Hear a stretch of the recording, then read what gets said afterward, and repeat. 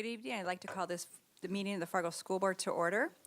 Before we get started on approval of the agenda, I would hope that the board would indulge me for a minute with some observations over the last week. So I'm going to preempt the meeting a little bit, presidential prerogative. We've learned a lot over the last week as far as parent engagements go, and I did attend all of the parent meetings, Friday, Monday, and Tuesday, and they were I learned a lot. Friday, I introduced myself to one of the parent leaders, and we are going to be meeting when she returns from her vacation this next week. Yesterday, I did add an item to the governance agenda to discuss how the board should address operational versus board-level decisions and discussions. So I think that a lot of things have been learned over the last couple weeks, and I as the spokesperson for the group, I have followed through as what the board has expected, but I would like some further permission from the board to further analyze this at the governance meeting level. Tonight, for any of those for you who are in the audience or watching on TV, Dr. Gross will give an update on his middle school process. So I encourage any of you to stick around for at least the first 20, 30 minutes or so, because he will give an update on that. So thank you for indulging me. Past that, we do have an agenda in front of us. I would entertain a motion. Yeah. Okay. Thank you. Any further discussion? Linda. So on the agenda, will Dr. Gross's report is at staff reports other? Yes. Any other questions? Okay, all those in favor of proceeding with the agenda as presented, please vote by saying yes. Yes. Any opposed? No. Next item on the agenda is the strategic plan in action. Looks like we are looking at result number 3. Dr. Gross's name is on it? Yes. Okay. Thank you very much.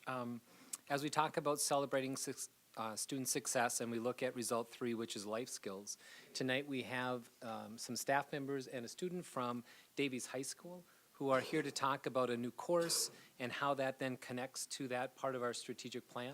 So I don't take too much of their time. I just like to introduce the principal, Mr. Troy Cody, who will introduce the rest of our presenters.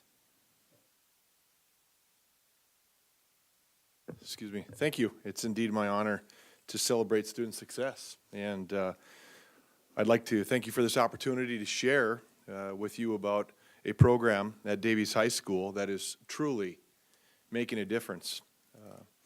It's making the difference in at least one life, if not many. The lives of those students being changed are not only the students who are receiving this extra help and attention, but those who are offering it. And tonight we are here to enlighten you about a class that's offered as an elective credit at Davies High School.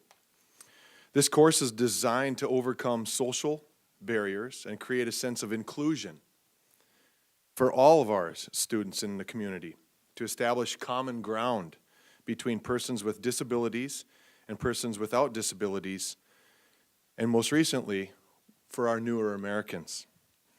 Goals and activities for this course include promoting the social inclusion of the students with disabilities and those inside the newer American community.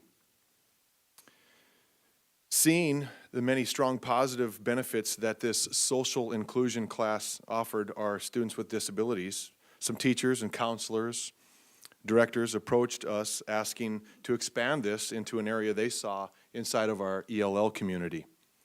So the social inclusion class was combined with the partnership with New Americans class. So instead of me rattling on about the class and the impact on our students, it's my pleasure to talk to you, introduce you to a couple of our teachers. One of them is our ELL science teacher, Samantha Bachmeyer. You'll also be hearing from special education teacher in our multiple impairment classroom, Aaron Hepela, and Davies senior student, Chris Coulter.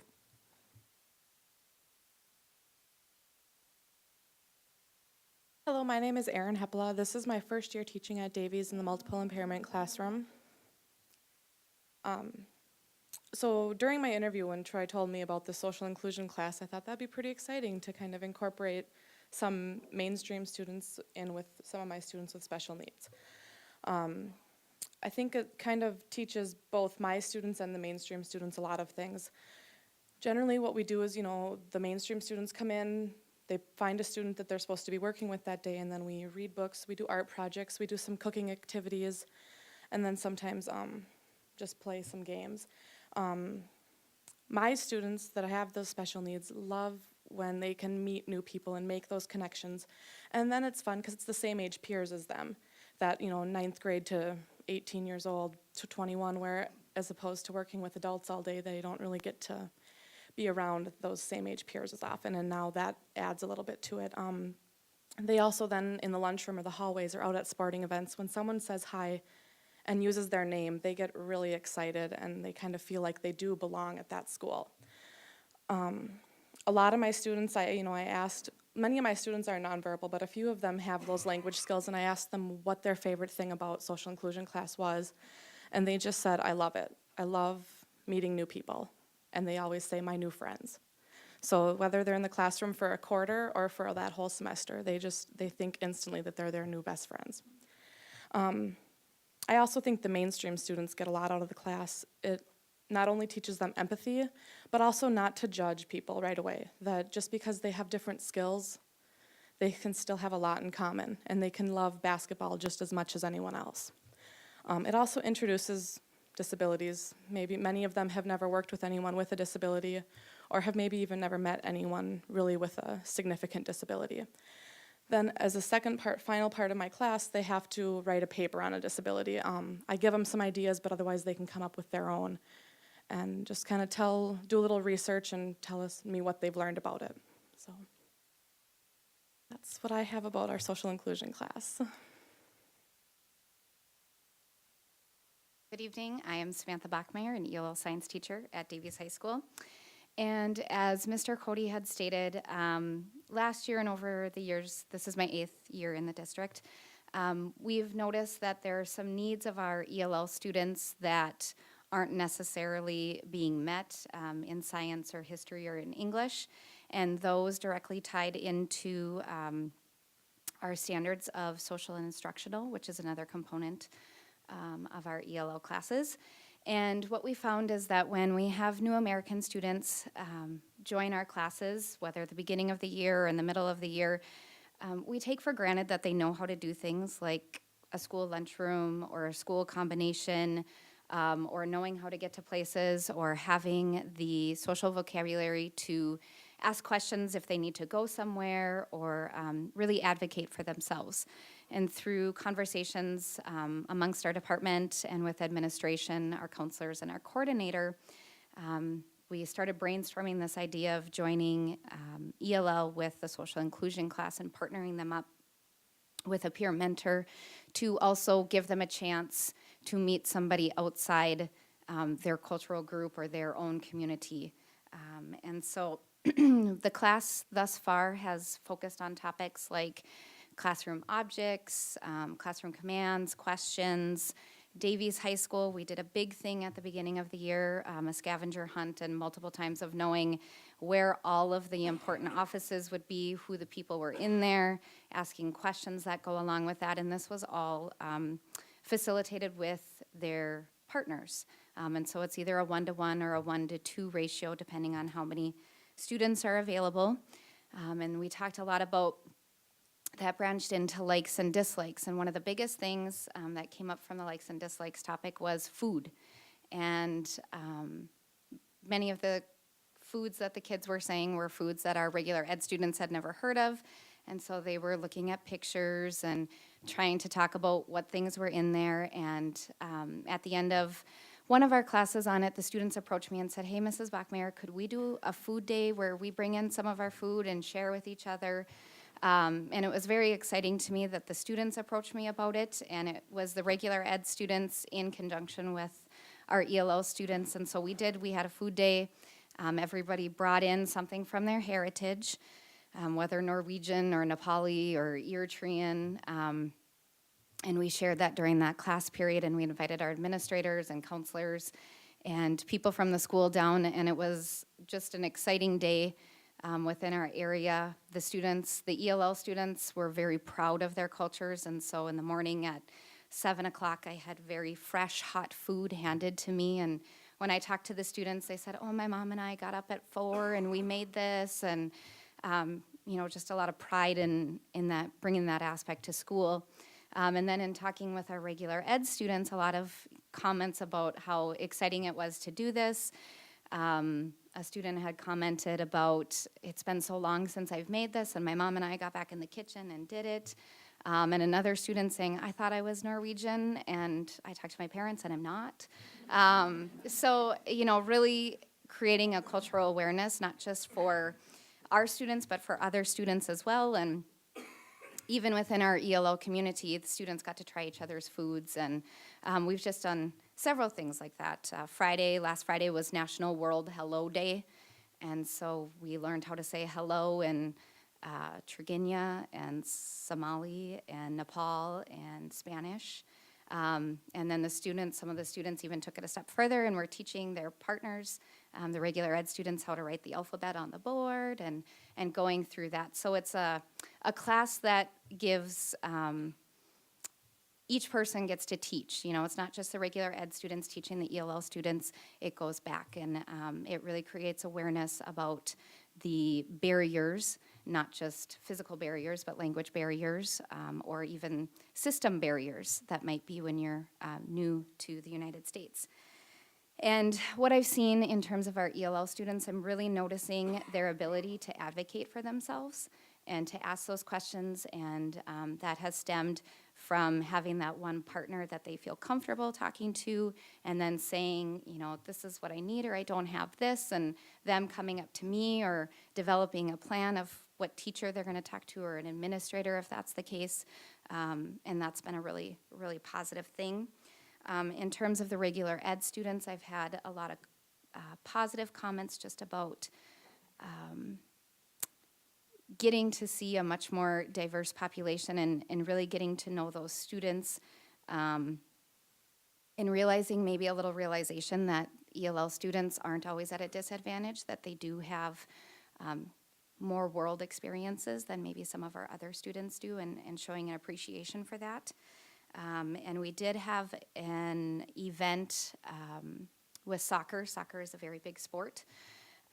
And several of our students, through likes and dislikes, had expressed their interest in soccer, and one of my social inclusion students from first quarter came down and found her girls that she was working with and said, hey, club soccer is starting. I know you guys like soccer.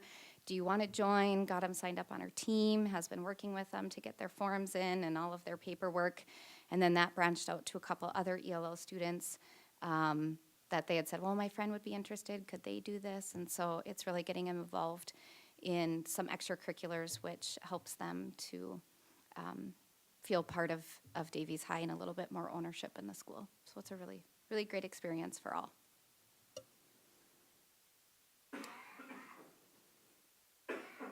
Hello, and my name is Christian Coulter, and I'm a senior at Davies High School. The social inclusion class has impacted my life greatly. They have taught me not to be afraid of differences in others, and because of this, it has made me want to become a special education teacher. I discovered the passion with working with the children with disabilities, and I believe this is a class that everyone should take some point in their high school career, because this class opens up your eyes to different cultures and backgrounds. 1 year ago, I had no interest in going to college, and everyone around me already had their plans for what they were going to do after high school. One of my friends had suggested me that I should take social inclusion, and I was very nervous about taking it. But after my first semester was over with that class, I felt like there was something missing, and I missed the kids so much that during my free time, I had decided to volunteer with them, and working with the people who have needs greater than mine have taught me to focus my attention on others rather than just my own. And whether it's going to T&T and seeing them enjoy their favorite day of the week on Thursdays or being there to comfort them when they need someone to be there for them. It brings a great enjoyment to my life to get to work with them and spend time with them. And when I first started taking this class, I thought it was to make a difference in their lives, but really, they have made a difference in my life instead.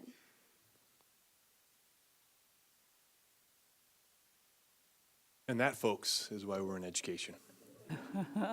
So with that, thank you again for this opportunity to share on life skills of your strategic plan, and we are available for questions or comments if there are any. Rebecca? Well, I just wanted to say that last Thursday, and I'll share a little bit more when I do my student engagement report, but last Thursday I had the opportunity to spend time with all three of those that presented, and it was amazing. Not only spending time with them, but the students. And it was pretty emotional for me. I mean, and as I'm sitting here and thinking about it now, the differences between sitting in an AP chemistry class, which I also attended, towards the beginning of the day, to these opportunities. I mean, the students that we have in our buildings are so different, and their needs and interests and desires are so different. It's just an amazing opportunity. Thank you. Linda? Thanks. What was the genesis of this class? Where did the idea come from, and how did it get started? It was fantastic. The class is actually offered at North High, and it's inside of our, like I said, our multiple impaired class, and so it was a branch off that. Actually, your superintendent probably has a better perspective of that as the course of studies was being planned, and Davies High School and North High School are the two high schools that house our MI programming, and so it was a branch off of that, and started, like I said, having a perspective at both schools, because I was an administrator at North as well, just knowing what can happen inside of the classroom and inside of your building when you tie the two communities of your mainstream students as well. And then quite frankly, 2 years ago, there was just an eager bunch of students inside our senior class that really, it's a class that if you get enough numbers, you just continue to support. And it is growing, and as Chris indicated, students are talking, they're seeing connections. You can talk to parents that there are students that kids will approach them at basketball games and, hi, how you doing? Won't say a word to mom, but they'll talk to the student along the way. But so that's kind of the genesis of the program, Linda. What a wonderful report. Thank you for joining us, Troy, Aaron, and Christian. Any other questions from the board? Okay.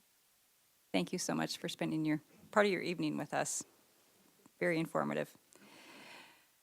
The next item on the agenda is recognition of the audience. No one has signed up to address the board tonight, but don't want to assume that anybody knows our procedures. Is there anybody in the audience that would like to address the board tonight? Okay. That being said, we'll move on to the next agenda item, and that would be staff reports. David Marquardt. All right. It's been a kind of a crazy month with a lot of different meetings. FEA has been attending them, the strategic planning nights. Calendar committee started. Our committee for negotiations have started meeting, as well as the new evaluation system that's coming. So it's been a lot of meetings the last month, but it's going well. We completed our Gene Week, which was the week of November 2nd through the 6th. We raised a little over $2,000 at this point, which will be awarded, or we'll give it over to 98.7 next week. So we're very proud of that, and great way to help out those in need this time of year. And we'll also be starting the Salvation Army bell ringing in the next couple of weeks. So our members will be getting out and doing some bell ringing and getting in the community. And that's all I have. Thank you so much, David. Looks like our next report is the RSP enrollment report, and Dr. Schatz is going to take this one. Thank you, Robin. Recently, we received our report from RSP. This is the updated report that we commissioned for this year to give us a sense of where we're at with growth in our district. And they have done this report for us the last 2 years, so we now have 3 consistent years of information from them so that we can make good decisions.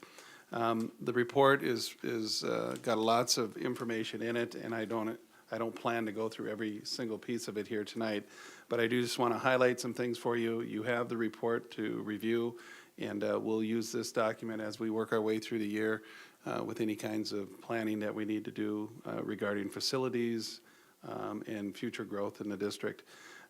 So as you look at the first page, the conclusions, I want to just point out some things there. The district will increase between 150 to 300 more students each year.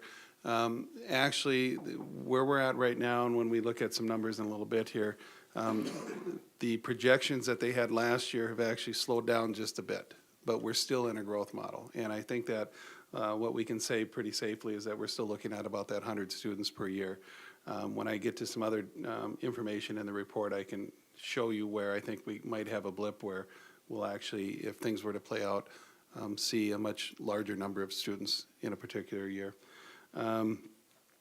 You can still see that by the time we get to the year 2019, 2020, we could be near 12,000 students, and we're currently right around that 11,000 student number. So still pretty good growth here within the next 5 years if all things were to play out. And again, remember, whenever I talk about these things, there's a lot of factors that go into this. And so if certain economic conditions occur, if certain other unforeseen things might occur and development slows down and growth slows down, you know, that all changes everything. So, but as we know it today, this is the information that we go with. New residential development will occur at a steady rate, impacting enrollment yield rates. And we know that when we get to another part of the report, you're going to see that single-family permits have actually increased significantly from the last report. And so we know that that's already on the books and that's coming. Still houses that don't have residents in them, but potentially down the road, those have already been permitted.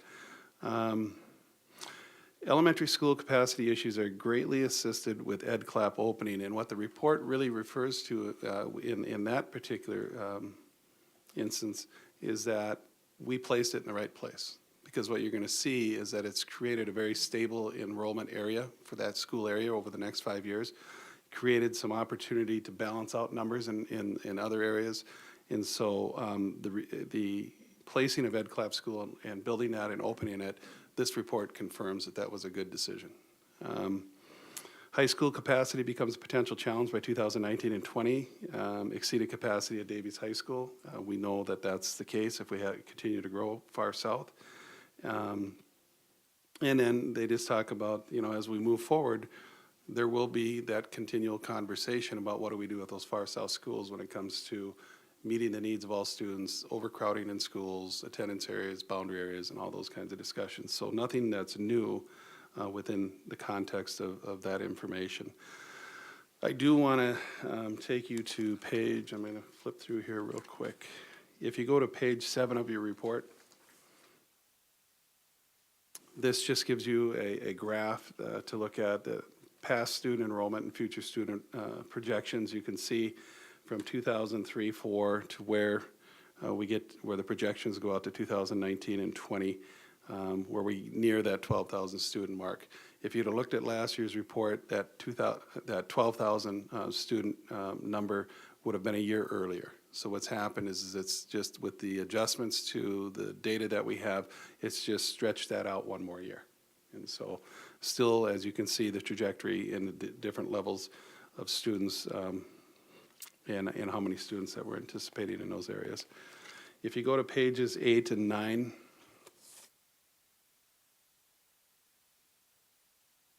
I would like you to look at the future enrollments by student residents. This is what Bob and I use when we do our boundary configurations, when we bring that to you to show you what it might look like if we were to have to adjust a boundary. We look at where do students live, and we look at what would that boundary area be by residents. And that means that we don't have petitions included and all those other things that sometimes inflate those numbers. And so as you can see, the one that is the most concerning is if you look at Bennett right at the top, just by residents, you can see by 2019 they'd be at 884 students. And you can see that they hit capacity, go over capacity in 2017-18. If you look at Centennial, because of the reconfiguration of what we've done with boundaries, it stays pretty consistent over the time. Claire Barton, right at that max number, and when you add Hawthorne in there, pretty much at their capacity numbers, but with room to breathe. The EdClap school that will come on board next year. If you look at those numbers, you can see how consistent they are across the board.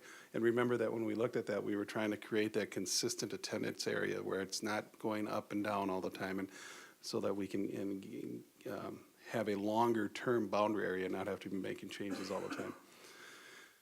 Jefferson, as you can see, continues to be a very full school. You can see that Kennedy has plenty of room for growth, which was planned, so that as that growth occurs on the other side of 52nd Street, moving 52nd Avenue, going south, that school will eventually fill back in, but this gives us plenty of time to be able to accommodate that. Lewis and Clark, again, a very full school and will continue to be full. Lincoln, very full school, will continue to be full, and I'm going to show you a map as to why Lincoln is so full here in a moment. I think we've solved that mystery, and you'll see. You can see Lincoln with its continued enrollment going up to 573 by the year 2019-20. So that will also play into our conversations about future growth and what we need to do facility-wise. And then you can look at the rest of the schools as we go down and just see the consistency in the numbers there. If you go to the middle school, high school on the next page, you will see, again, some growth that we anticipate at Ben Franklin as they move from 2015 to 2019 and 20, about 45 students. Carl Ben Eielson, you can see the numbers growing there, which is an influence of that southern growth. And Discovery, getting up to that 1,100 students. We have them currently at 1,200 capacity, but that is very full school. And so 1,100 would also be a very full school. Davies High School, you can see the numbers continuing to grow. If we see that growth in Bennett and in Discovery, it's naturally going to move into the Davies High School area. Your numbers for Fargo North, you can see right now would be projected to go from what we currently have for students living within the residence, not including transfers and petitions, about that 920 student number going to that 853. So you see a declining number there. South High, you can see the numbers can start to grow at South. And like we talked about before, Davies getting very large. So when you look at the overall capacities, look at the total numbers, this chart gives you a pretty good depiction of that. Quick question, Yep. Jeff. In Kennedy, we currently have a trailer there, what do you want to call it? Relocatable. So does the capacity numbers, they don't include the relocatables? No, Okay. not in that one. Okay, so when you look at the overall numbers then on the bottom line of that page, so you've got 11,015 and then you see 11,163. I want to draw your attention to 2017-18. You see where it goes from 11,163 to 11,431. So the potential's there for that spurt of additional students. That would be much more than we normally would anticipate. And then you see the next year, a significant jump, and the next year, a significant jump. And the reason for commissioning a report like this each year is we can update this data, and sometimes that changes. Sometimes it'll bring those numbers down a little bit as we get better data the closer to the date that we're looking at. The further out you project, the harder it is. And so, but it still indicates some pretty good growth. So if you were to look at last year's report compared to this year's report, those numbers are about a 3% downside to what we were originally planning, but it's still showing that growth, and so it's just stretching it out an extra year or two. Dr. Schatz, what's going on with McKinley that it's showing that surprising increase compared to the other schools up north? I think the biggest thing that we're learning is the volatility of multi-unit facilities. Plus, on the north side, there has been some building of apartment buildings. And so I think there's some cushion there for potential numbers that could come. If you look over in the Madison area, for example, and you don't see the numbers reflected here, but around Madison, there's a number of apartment buildings going up, and so it's primarily going to be student housing. We don't know yet what kind of influx that might bring.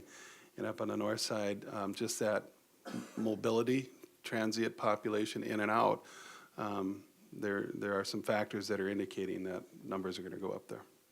So that's the best we have at this time. So the rest of your report are the typical maps that we've had before, and I know that a favorite of some of you is the heat map. And so I'm going to do a little song and dance stand up here. We're going to put it up on the screen if I could, and just project that. And Bob's going to be my navigator, and we're going to go through that real quick. And then I wanted to show you one other map. So if we could do that, I'm going to turn this mic on.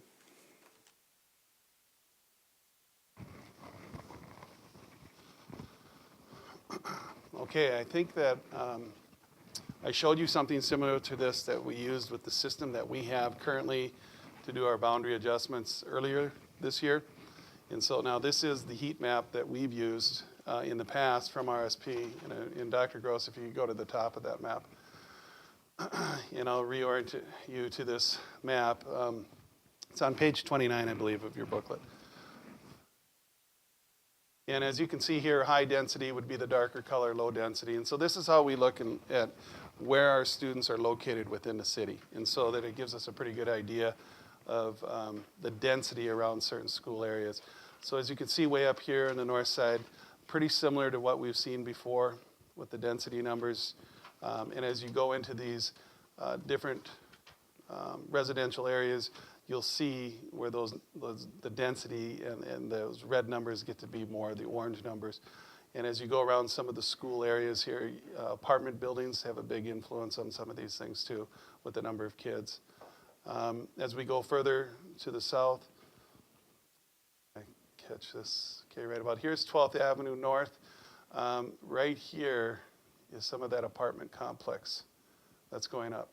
This is an increase, and this could very well be what might be influencing McKinley in the future or Madison in the future, even though the numbers here, this is really hard to predict. And so this is the Madison area, but there are apartments going up right here right now.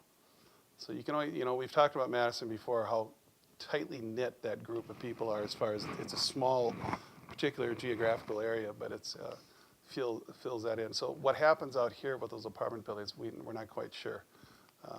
Primarily student apartments, but I guess we'll have to see, but we're aware of it.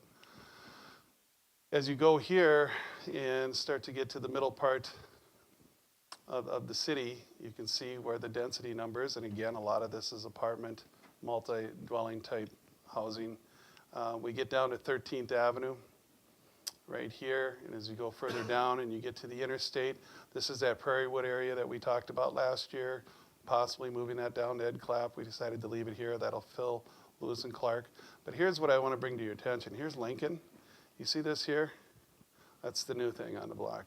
The density here, the numbers, the darkness of the color. It wasn't that dark before. And so that's what's been impacting the Lincoln attendance area. As we go further down here, this would be the new Ed Clapp school. You can see the high density number of students that will be within a walkability factor, if you will, to that school, right? And so that creating that neighborhood school concept, pretty neat when you look at it now on the map and see how that fits. Kids here going this way, majority of these students coming from here and down through here. So fits nicely in there. And then as we go further south, this is the Kennedy area out here. It's kind of like looking at a weather map and you see the thunderstorm coming, because this here is going to start coming this way. And this here now, the infrastructure's in, and we've talked about this before. And that's where we're going to start to see some rapid housing growth. This is the Walmart area right here. There's also lots of infrastructure that's been put in right here. And that is all now going to start to become housing eventually. So next year, I wouldn't be surprised if we see a heat map that would be broadening out on this side and down in here. And so we know that's coming. This is that area that is now being developed just on the other side of 52nd Avenue, north side. If you drive by there, you'll see quite a bit of lumber going up there. Again, multi-unit housing, some commercial in there. But that eventually you're going to see potentially some of these darker colors. The reason for us to make the adjustment we did, so Centennial had some room. So once that develops, you'll see those numbers, I think, in future reports for Centennial start to increase, whereas right now they're pretty static. Okay, potential. Bennett down here, and the thing about Bennett is this is the one that's ready to explode right here, because all of this is going to start to fill in. This infrastructure here has now been put in. All sorts of infrastructure is being put in here. This here is all new development that has been, that is on the docket to be approved as a development right here. It's not even on this map yet, but eventually it will be. If you looked at a development map, you'd see it. This here is where they're actually living now. So, and that's in, if you go through these maps, you'll find that, you'll see that. And then you can even see further down here where we have additional students that attend our district. Right now, here is 76th Avenue. That's really where, as we plan for the future, that we're kind of using as our cutoff line at this point. And the discussions that we've had before about, in the recent discussion about land acquisition for potential future far down the road type acquisition for a potential school fits right in this area here somewhere. And that's an ongoing process of looking at what potentials might be. We don't have anything specific yet, but that's part of our long-range facility planning to make sure that we're prepared. So any questions about the heat map? John? Dr. Schatz, I'm sorry. I don't remember seeing these boundaries going down to 136th Avenue South or thereabouts. I thought the boundaries went down to what were approximately 124th Avenue South. Has this map changed? What do you mean right here? Has the Here's 124. Has our district boundary gotten 12 blocks further south? No, what's happened here is that they're just indicating where people live right now, where kids are. If it's not part of our boundary, it's still indicating where those kids are. Excuse me, I'll go right Yeah. to the very bottom. Right here? You have 124th, then you go down to what would probably be about 136. I just don't remember seeing that on previous maps. Yeah. I'm gonna have to double check that, John. I'm not quite sure. Not that there's Yeah. people on there yet, but, and which raises a question, is the district boundary fixed? It is right now, yeah. Okay. Yep. As we keep moving south, that would be with the Fargo proper, yeah. So we'll double check on that. Good point. So, any other questions on that? It just really gives us that sense of where things are at and where we can anticipate that growth. The map from last year went down to the same. Same lane, okay, so you just looked that up, so it was there, Jeff. Yeah. Okay, Dr. Gross, if we could go to the other map. I wanted to show you the, this map, what I like about this map is it shows us, if we can go up to the legend, please. This map here, and down just a bit, sorry. 17, I believe. Is it 17? Page 17. I don't think we have the right map up. Hold on a second. We're going to have to load a different map. Yeah, we need map number 17.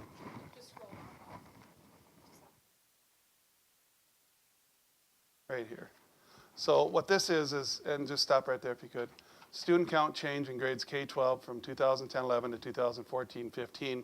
And then the legend over here shows us that if we see significant numbers, you can move it again for me, please. Significant numbers by the colors, and so greater than 15, for example. So if we go to the far south, down where Lincoln's at, right? Right in, let's see, I gotta get my bearings. That's 52nd. We gotta go back up right here. There's a real hot spot. Those are those apartment buildings that we've been talking about that have been rezoned into low-income housing, and so we are getting far more students out of this area, and you can see that change over the last 5 years. So when you say, where's that population coming from for Lincoln, that's where it's coming. And that's where I talk about, you know, every morning I kind of cut through the back streets to get downtown here, and we just see a large number of students waiting on corners for buses, far more than I've seen in the last 4 or 5 years as you cut through that area. So that explains it. And that's why we have to continue to work with the planning office. That's why we continue to communicate with the city to try to stay on top of these types of things. You can also see, just like the heat map shows, as we move south, you know, significant changes in numbers of kids that are moving in to those areas. Here you see that they're telling us as we move forward, they're making that orange, that you're gonna see change there. Okay? Any questions about that? Okay, that ends this part of the presentation.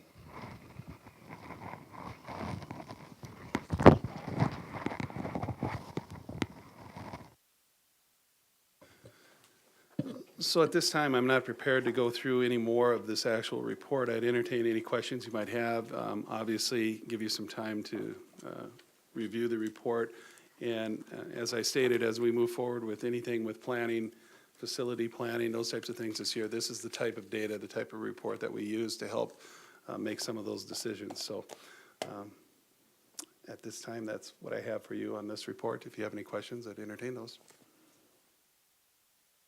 Okay. See no questions. The next item on the agenda is the strategic plan update. Dr. Schatz. Thank you again. I just want to give you an update on where we're at with our strategic planning process. We had a very successful meeting last week on Monday, starting the process. We have 56 members on the committee. Almost all members of the committee were in attendance on that first night. We spent time doing some of those general things you do for orientation to a large committee like that, going through ground rules and giving overviews of different aspects of our district, going through a lot of information that we have given the committee up front. Our next meeting is going to be December 8th. At that meeting, what we're going to do is we're going to start dissecting and looking at the information that we've received through our public focus groups discussions, through our business leaders discussions, through the surveys that we did earlier this year. So we're going to really have the committee start digging into that. Today, what we did was we had over 60 administrators at a meeting go through all of that data and try to come together with some themes and some strategic or operational types of breakdowns of that information that we've received. And that is in a process to try to help us take a lot of information and kind of start to squeeze it down a little bit so that when it goes to the committee, they can see some of that pre-done work, but they still get the full report. And then we use that information to start working towards where do we want to be as a district, where do we want to go as we develop strategic goals and initiatives and those types of things. So all of that upfront work that we've been doing for the last few months will now come together and go to that steering committee, and that'll be the beginning of that process. So I think a good start, and like I said, it's just a step-by-step process, and we're feeling pretty good about it. If there's any questions about where we're at with strategic planning, I'd be more than happy to answer those. Seeing no hands. Any other reports, Dr. Schatz? At this time, I don't have anything else. Thank Okay. you. Thank you. Let's go this way. Dr. Gross. There are two things I'd like to share with you tonight. The first one is a little bit about the calendar committee. Just to let you know that we have met twice as a committee. The committee is comprised of parents, principals, and teachers. And our task is to build the 2015-16 calendar. In our two meetings, I think we've had a very successful time. We are to the point where we have almost a draft in place. We are getting feedback from our different groups, our peer groups, and then we'll be coming back together to talk about what that feedback was and make any potential changes as we move forward with that calendar. So just to let you know that that group is active and is working well. The second piece I'd like to talk a little bit about is just give you some feedback around the parent focus group meetings that we had around the middle school schedule. We had 3 meetings, one on Thursday the 20th, that was at Ben Franklin Middle School, one on Friday the 21st at Carl Ben Eielson, and then one on Monday evening, the 24th at Discovery. We had at Ben Franklin approximately 25 participants in the focus groups, at Carl Ben approximately 125, and at Discovery approximately 100 people who were there to provide us some information and feedback. As we went through those meetings, we went through them with 4 goals in mind. The first was to share the work that had been done up to this point from the middle level task force on a schedule. We utilized a PowerPoint presentation and then a set of frequently asked questions to share that information with the participants. The second goal was to provide some time for those who were present to discuss what they heard. We did that in combination of both question and answer from the principal and myself, but also some table conversations as they talked about what they heard as we went through the presentation. The third goal was to provide some opportunity for those who were there to document their comments and their questions that they still had about that proposal. And then the last one was to let the groups know that their feedback was critically important as we continue down this path. And we let the groups know that after those 3 meetings, the plan was to bring back together the middle level task force to discuss that information and the feedback from our parents, to talk about some of the information we're getting from a transportation study that's being done simultaneously, and then to say what are our next steps. And with that in mind, the plan that we have is to send invitations to those who have been on the middle school task force in the past, but we want to expand upon that. And the middle school principals and I met this morning to talk about that. And the plan would be to have our 3 middle school principals be part of that, have 6 parents, so to expand the number of parents who are part of that group.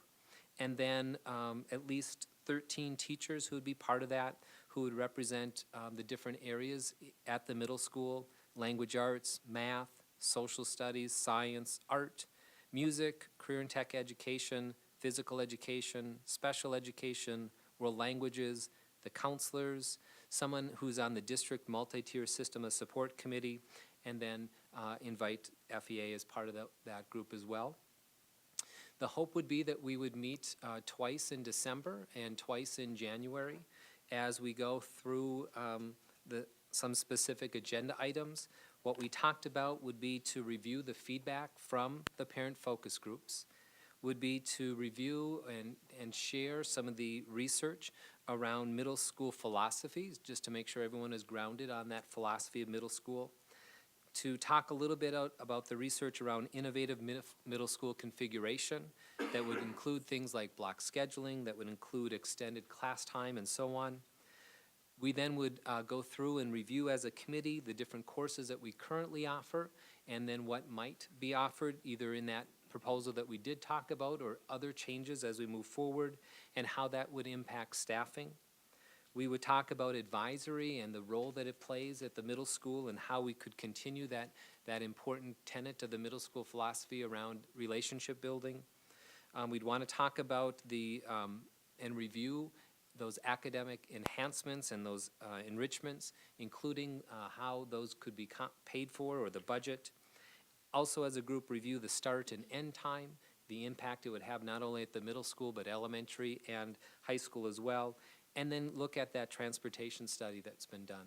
So really over the course of those 4 meetings with that expanded middle school task force is to go back and review and use that feedback to say, where do we go next?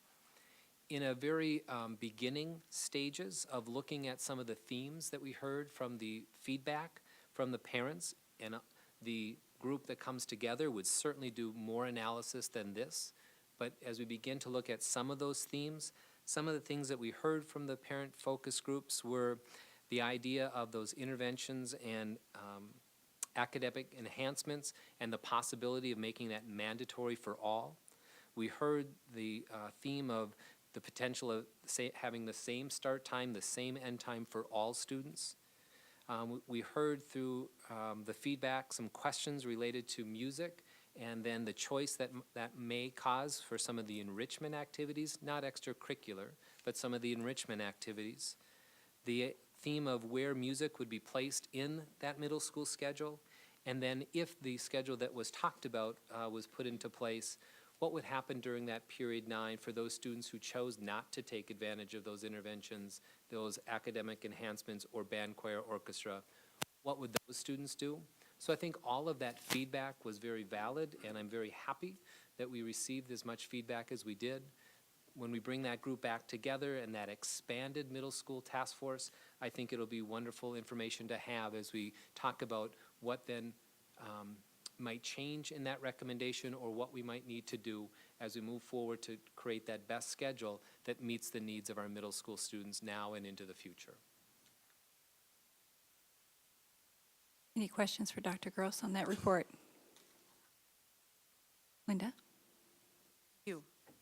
This sounds like good steps forward, and thanks for having those meetings and opening it up. I know a lot of us, excuse me, have received comments and concerns from the community and from teachers. My question is, in the research that you're going to be looking over in the next steps on middle school philosophy and on scheduling configurations. You know, you have 13 teachers represented, but there was really only one area that seemed to have very active concerns, and that was music. Will you be gathering any research that might be out there about different results with music kinds of scheduling before, during, after? Just have any research to call upon in that area? At this time, we have asked, and we are continuing that search for that educational research, but also examples of other districts across the country that may have made similar changes so that we can have that information, share that with the committee as we move forward. I think that would go a long way, because it seemed like a lot of the concerns were assumptions of what would happen if we moved to this without really anything tangible on either side of it. So I'm glad you're gathering that up. Dr. Gross, so also looking at research in regard to the students that we're trying to reach, that 30% plus that we know need to improve in English and reading and math proficiency. Building on what kind of research do we have for, or will we be able to be looking to obtain to show what kind of a program should we be putting into place to address this? And are some of our challenges the fact that a program isn't mandatory, or attending a program or a class is not mandatory, versus it seems more, from my understanding, that it's more on a volunteer basis. So also looking at what kinds of numbers will we be happy with if we have 30% plus right now that aren't performing where we feel they need to be performing. What number will we be happy with? Are we happy with 30, are we happy with 28 or 25? And by the process that we go through, by what time would we potentially get to a number that we would be happier with? I would imagine anything less than what we have would obviously be good.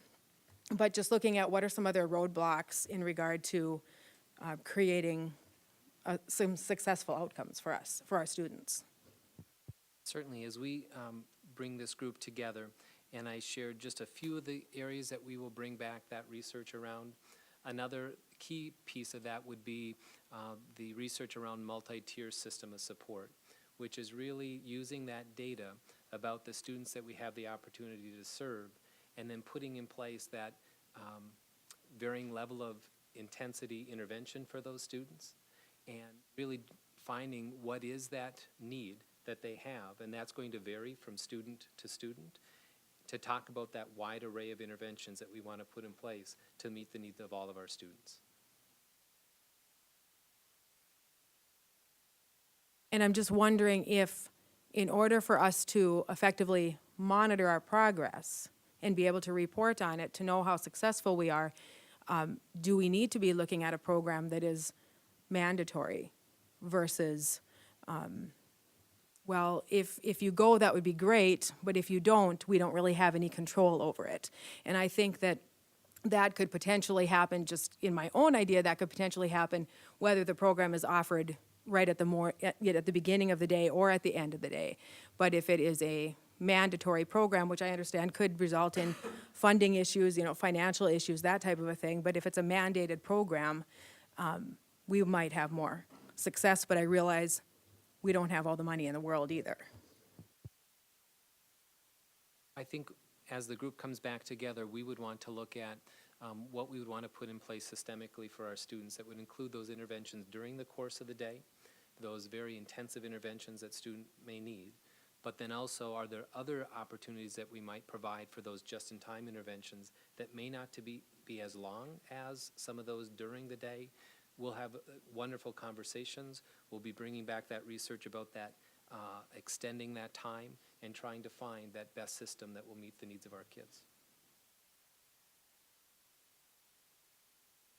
So is the goal still to implement whatever the recommendation ends up being by the next school year? My goal, the goal that we started with is the hope that we could have something in place for next school year. We certainly want to make sure that we take the feedback that we received. We want to work with this group, this task force. Again, have another opportunity for people to give feedback on the findings of this group. And we are hopeful that by meeting in December and January, there would be the opportunity for those public meetings or input sessions, again, at the end of January or February. And if that plays out that way, I still think we could have something in place for the next school year. Madam President, Dr. Gross, Dr. Schatz, the good news in this is people really care about music. You know, that's been just refreshing to see the focus people are putting on music and arts. And music, in my mind, is arts. So it's nice to have the community rising up in some degree or getting our attention for something other than sports. Not that sports are bad, but it's refreshing that it's music also. Right, yeah. Oh, I think we're good. Go ahead, Dr. Schatz. I want to echo what John said, because as we've gone through this process, and as painful at times as it's been, it is refreshing that we're having conversations about academics and really the meat of what we do every day in our schools. Extracurricular activities are certainly a major part of what we do, and they play into what we're trying to do with experiences at middle school level, elementaries, high schools, and all those things. But rarely do we really take time to stop and take a hard look at what are we doing with all of our academic programs. And so if the end result of this is that we come up with a better product, we come up with a better process to get there, then that's good. But having said that, I also would ask that people give the process a chance, in that the people who serve on these committees and the people who take the time to do this work are good people who are trying their best to find solutions. And sometimes they take some pretty negative feedback that sometimes just isn't fair. And so we are working very hard to find a way to make this work and try to bring consensus to everybody. But in the end, a decision will have to be made as to what we want to do with our middle schools. And I think it's pretty obvious. The status quo really isn't something that I think we need to stay with. I mean, we have to look at how can we take care of some of the issues that we have and move forward. And so Dr. Gross and his team will be tasked with putting this together, and I'm confident that we will somehow find some solutions here. And whether or not we're able to implement next year or not, I don't want that to dictate the timeline of the work that needs to be done. And when it's ready, it'll be ready. So. Any other questions or comments? Okay. Dr. Gross, any other reports? Nothing else at this time. Because you had a whole bunch of time to put together the reports. Thank you for all your evenings you spent out at working with parents. Dr. Agri? Thank you. I just have two updates, informational pieces for you. One is regarding our evaluation system for both our teachers and our principals. Historically, in the last 2 years, there's been a committee working at the state level that's been working on both the teacher and the principal piece, and they have released their official guidelines of what that looks like, and states and districts have been given opportunities to put forth what they've chosen. We've had a committee of teachers and administrators who have come together and studied the models that the Department of Public Instruction has approved, and we've selected the Marzano leadership tool for our principals, as well as the Marzano teacher evaluation tool for our teachers. And as David discussed, that committee has been meeting very regularly. It's a big change, but it's an exciting change. We've had a lot of conversation about it being a growth model. It's really looking at student achievement as well as teacher growth, really getting principals in classrooms, having conversations about what's happening with our kids. It will be a change for us, but we're taking it slow. We have this whole year of planning. Each principal has selected one teacher who is volunteered to be a practice teacher, and they're just having some conversations about getting that language out about what's different in this tool, what feedback can I provide, what are we looking for when we come into classrooms, and it will be officially rolled out next September. With the principal piece, Dr. Gross and I have been working with 10 administrators who are on formal eval this school year, and we're collaborating with Grand Forks Public School, who also have chosen the Marzano Leadership Tool, and we're traveling 4 times throughout the school year up to Grand Forks and working with their administrative team and learning about the tool and doing some practicing, and it's really been a nice collaborative effort, and I think it's been invigorating for the participants on both sides. That's that piece. My second one is just an update on the staffing for EdClap. We've started the conversation about getting that up and running. Jennifer Schulteis, who is now at Eagles, will be moving to EdClap next fall. And along with herself and Cheryl Lehman, we put out a survey that opened last Monday to all of our classroom teachers. We are projecting that building to be 4 sections of each grade level, so 24 classroom teachers. And before we put something in writing as far as what we were looking for, we really wanted to see amongst our own staff what interest there was. So we have a survey that opened last Monday and it will close next Friday. And it's just telling us that we would be interested in that and what grade level I would prefer. And as of today, we had 55 teachers who have expressed interest. And again, this is just our classroom staffing. What we've done with our standalones, we'll have 1 media specialist, we'll have 1 head secretary. We're posting those in order of priority of the work that needs to be done and finding out how much work goes into building a collection with a library. So that position will be posted shortly here. And we are staffing the head secretary position as well. But that's just an update on that progress as we move forward. Thank you. Mr. Leeds? Okay. Ms. Campbell? Nothing, thank you. Okay. All right, looks like we're at 6:30. I'll entertain a motion on the consent agenda, and then we'll move into break shortly after that. Second. Any discussion on the consent agenda? Okay. All those in favor of the consent agenda as provided, please vote by saying yes. Yes. Any opposed? Yes. Any opposed? No. All right. Motion carries. At this time, we will take a 10-minute break. We'll reconvene at 6:40. And Mr. Myers is on the phone as well, so maybe we'll hear some more from him after the break. See you in 10.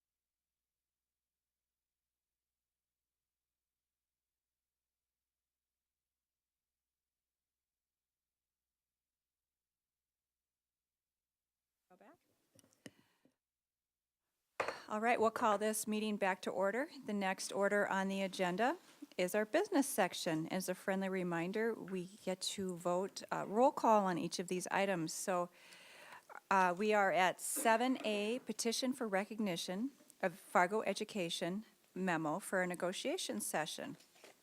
So with that, I would entertain a motion. Linda? I move that the board acknowledge the petition of the Fargo Education Association, direct that a notice of consideration be posted in December 9th, 2014 board meeting. Second. Okay, motion and a second. Any discussion? Okay. All those in favor will vote by saying yes when Anne Marie calls your name. Paulson. Yes. Strand. Benson. Boyd. Goldenberg. Yes. Johnson. Knutson. Myers. Yes. Nelson. Yes. Motion carries. We'll see you soon, team. Okay. Madam President, Yes, sir. this was mentioned to me a couple of weeks ago. I'm on the negotiations committee, and a question came up about a possible conflict of interest regarding my wife's employment with North Dakota United. Most of you probably recognize it as North Dakota Education Association. She works as a representative for the union and meets with teachers on a variety of different issues. And she can have involvement with negotiations. This is not her district or her local. She works with West Fargo. So I was just wondering how the board feels about my continuing involvement in negotiations. Thank you for disclosing that. Any feedback from other board members on the issue? Linda? Yes, thank you. So just so I understand you clearly, through the course of our negotiations with FEA, your wife would not have any contact with those discussions or the position, but you say it's out of her district, but I guess just a little more, help me picture that in my mind. Very honestly, we make it a policy not to discuss our work with each other, just out of for sanity purposes. If I could ask Dave, he might have more knowledge of my wife's involvement with Fargo negotiations. That would be fine if you so wish to answer that question. Sure. Jane Ruprecht is the Fargo, you might say, UniServe director for us. So that's who we direct our questions to. Deanna is in the office, but she's in the building, but I don't really interact much with her that way. It's more with Jane. But I guess any other questions, they help out if I have a question with a teacher in Fargo. If there's some issue, I may talk to her that way, but negotiations is pretty much our committee, and then Jane is our kind of go-to person, but I guess that's kind of the information I have, or any other questions that you would have I could answer possibly.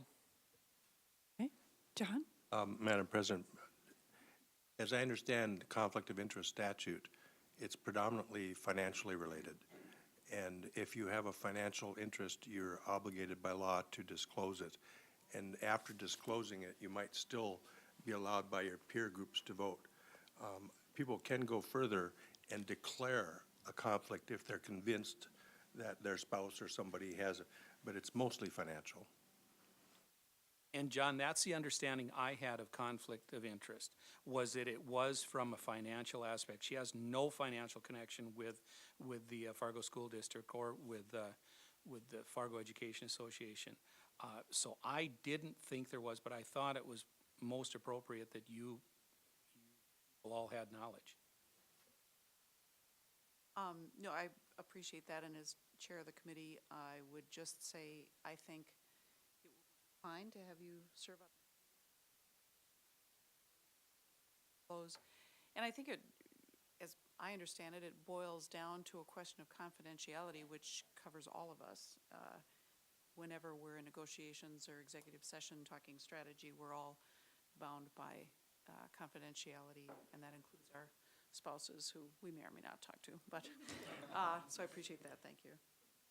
Jim? Well, just to make this perfectly clear, David, I think I'm the alternate, so there's no way I'm going to support you stepping down from the negotiating committee.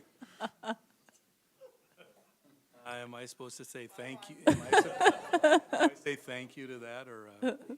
We'll see as it progresses. Okay, well, thank you. I think it's in the best interest for everybody just to clear the air, and I think if we can proceed. I don't see any other considerations. Thank you, David. You're not getting out of it. Okay, our next item is the 2014 audit report. It looks like Mr. Jim Johnson, our planning chair, will walk us through this. I'm not so sure walk us through it would be a correct statement. I'm going to try to take a 20,000-foot high-level view of this thing. I don't know how many of you printed it out and studied it since it was first made available to you. It's a pretty detailed financial look at all aspects of the district. If you have a question that you're just dying to ask tonight when I'm done with my overview, feel free to give it to me, and between Brock and I, hopefully we'll be able to just uncover the answer in here. But I'd really encourage you to take the time to read this over the course of a few evenings. It's great if you're having trouble falling asleep. And if you have areas in it that you don't quite understand or you have questions about, feel free to reach out to Brock or myself going forward too. Don't feel like today's our only day we can ever figure this out, because there is hundreds upon hundreds of hours of work that have went into the financials of this district and then are consolidated back in this report that we get from the auditor. I want to start on the last page because, like any good book, if you get to the end, you oftentimes don't have to read the whole thing. For those of you that maybe do not have a background in accounting, we are looking for what is called an unqualified report, meaning that they've looked at the financials of the district, they've looked at the government accounting standards that we're supposed to meet, and they find us in compliance and have no qualifications to that statement.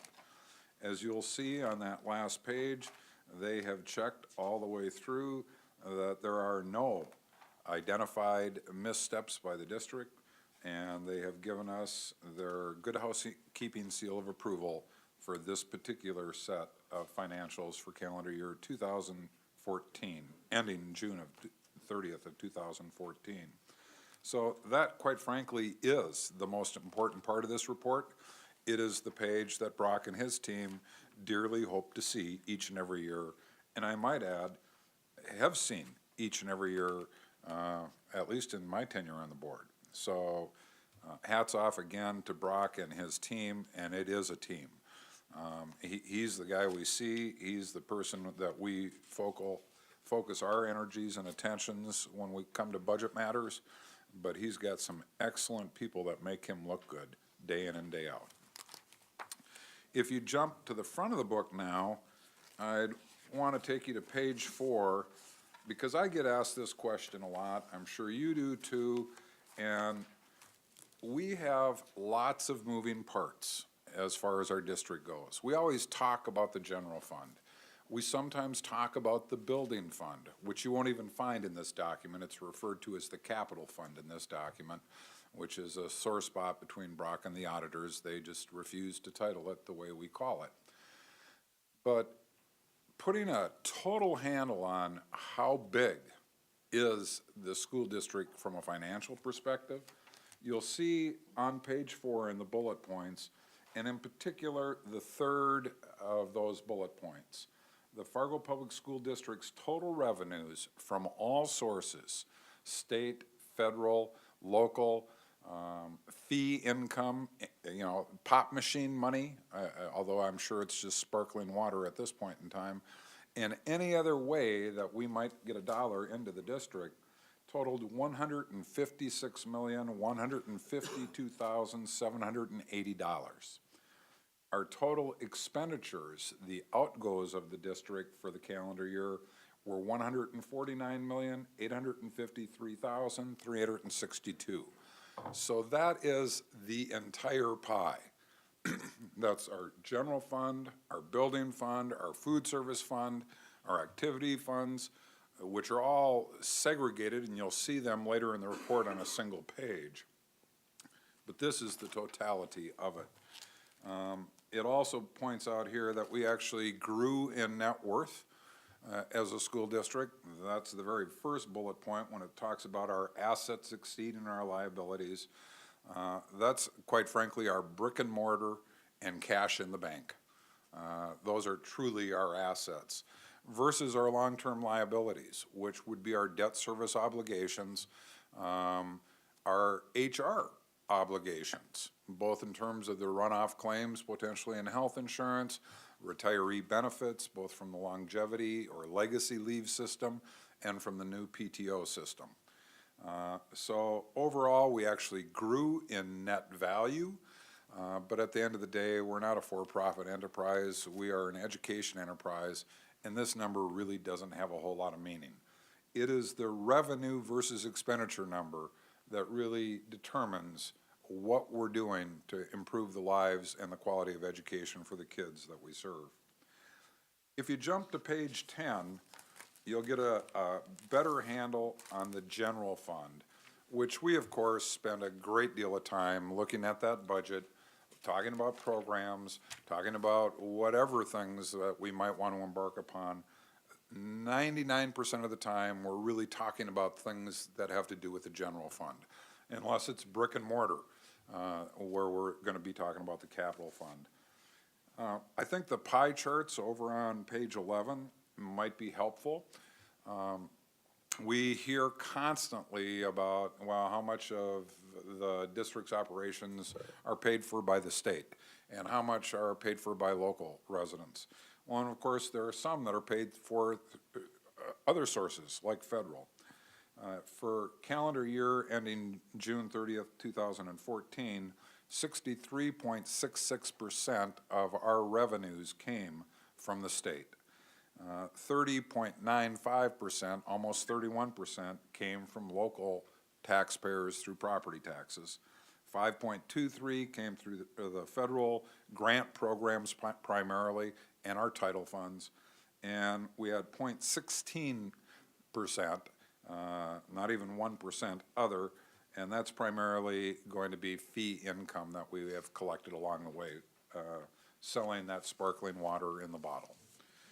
And you see our expenditures broken out in two broad categories.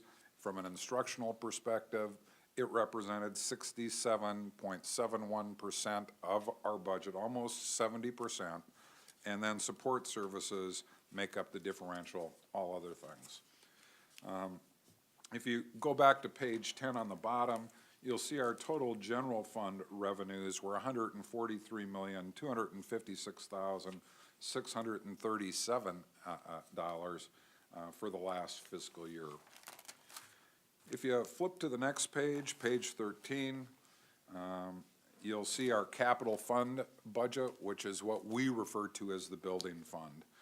And we had revenues in this year of $7,759,511, and it jumps off the page that how did our revenue go down in our building fund? Well, in the previous year, we actually sold a building that we owned. It was kind of a weird situation because the building was connected, and we used part of it, and Dakota Boys and Dakota Boys Ranch, I think is their technical name, used the other portion or owned the other portion. They relocated. We put that building up for sale, and I think Essentia is who actually ended up acquiring it. Well, those proceeds went back into the building fund the previous year. So while it looks like we somehow collected 11.7% less, it's really being impacted by the sale of that property. You'll see our capital expenditures for the year totaled $589,000. So that's really the snapshot page for the building fund, which is clearly our second largest fund. Yes, Linda? Before we go past page 12, could you just talk about the unassigned fund balance and kind of our past conversations about that, or were you going to? I'm going to get to fund balance in just a minute, because as you read through this document, you'll see fund balance, fund balance, fund balance, fund balance. I want to take you to a page where they're all there and then talk about what can we spend and what we can't, because not all of our fund balance is available for use. Some of it is committed to other projects and liabilities and would be a restricted fund balance. Very good question, though. You do see on the general fund side on page 12 that bar graph that shows that our general fund balance was a little below 21% at the end of last year. But we're going to get to a better page that gives you hard numbers and then really look at the restrictions as well. And in fact, let's jump there. Let's go to page 20. Because this too may be a topic you want to be well versed on as the legislature convenes. And on page 20, you actually see our general fund and our capital project fund and non-major government fund sources. That would be like food service and the combining of all of our other separate things that we track separately merged into one. So this gives us all of our pies put together, but they separate them so you can see as you go down the column, the very last number here is the fund balance on June 30th. The first one is the general fund, which is $28,228,428. The next one is the building fund. They call it capital projects. That's $28,535,313. And before anybody gets excited and think we can go do something, keep in mind we sold the bonds that we're going to be using to build Ed Clapp School and pay the contractor. That shows up as a fund balance right now because we've already issued those bonds out and collected the proceeds. That will disappear in a heartbeat as our HVAC bills all get paid. And actually, I'll take you through the list in a bit of what all we already are committed to on those dollars. And we'll probably find ourselves right back down at about an $8 million, maybe a little less than that, fund balance in the building fund. We do have, on our other non-major government funds, a fund balance of $2,687,533, although a number of factors fly into that one as well that tell us we really can't go spend it, because we have things like a self-insurance fund for health insurance that really rolls into all of these as an encumberment against them.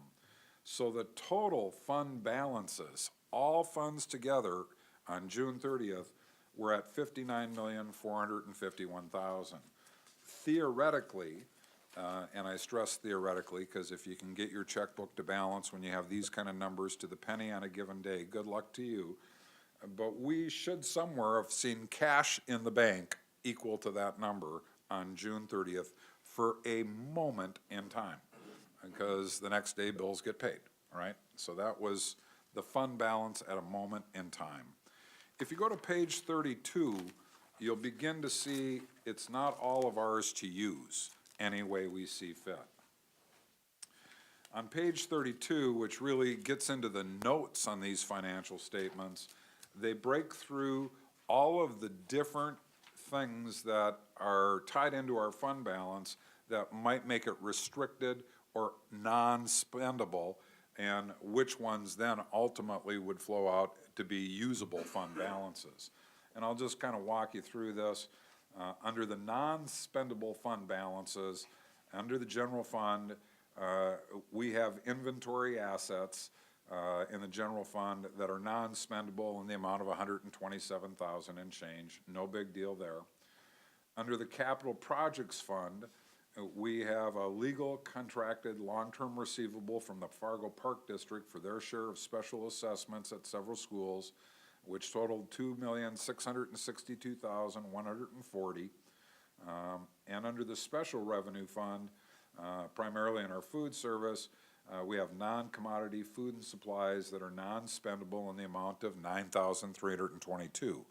They're non-spendable, they might be usable, or if they expire, they'll be thrown in the garbage, right? So, but they're shown as a fund balance because it's an asset that gets recorded. On the restricted side, these are dollars that we know we have to hold for other purposes, and the first one is kind of an interesting thing. Apparently, we have a debt service fund balance that has $3 held in it for a placeholder, and I guess I'm sure the bookkeeping on the $3 has cost us more than the $3, but it's there. The bigger picture is on the $25,873,170 that is held for EdClap and other construction projects, primarily the HVAC projects that had not been paid on June 30th of last year. Now, much of the HVAC has already been paid out, but it happened in this current year, and it'll show up in this year's audit and financials. So again, we have the fund balance, but it doesn't mean it's all money that we can use. It's not freeboard. Does that make sense? Then we have one other separate fund allocation to the food service. It has an assigned balance of $2,678,198. Theoretically, under our operating rules, that can only be used for food service purposes. I will put an asterisk there for everybody to know. We could decide to dismantle that and take it and put it to work in the general fund, but then that requires us to also accept some of the expenses of our food service department, which currently runs separate, including buying kitchen equipment, probably for the EdClap school, which is going to in part come out of this fund. So we just, as a district, have chosen to create this special fund for food service. It's not statutorily required of us, but it's been going on since probably before anybody in this room was connected to the school district. Just be aware of that. So our unassigned fund balance, all of our funds put together, that 50 some odd million number that I had a minute ago, that we really can go do something with if we want to, is $28,100,541. That's on the top of page 33.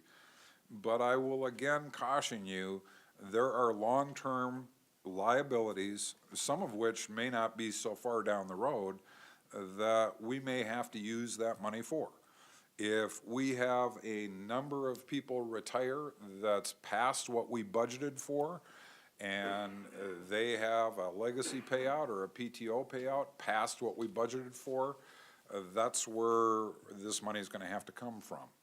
And our deferred liability, which is not required to be recorded on the legacy fund in particular, is still a pretty significant chunk of change.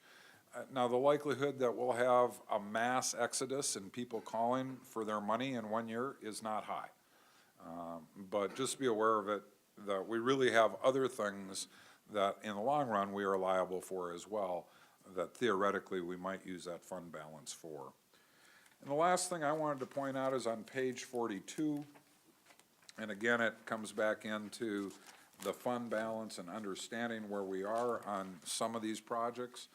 On the bottom of page 42, you will see how complicated it is to come to a number that everybody can understand at the same time.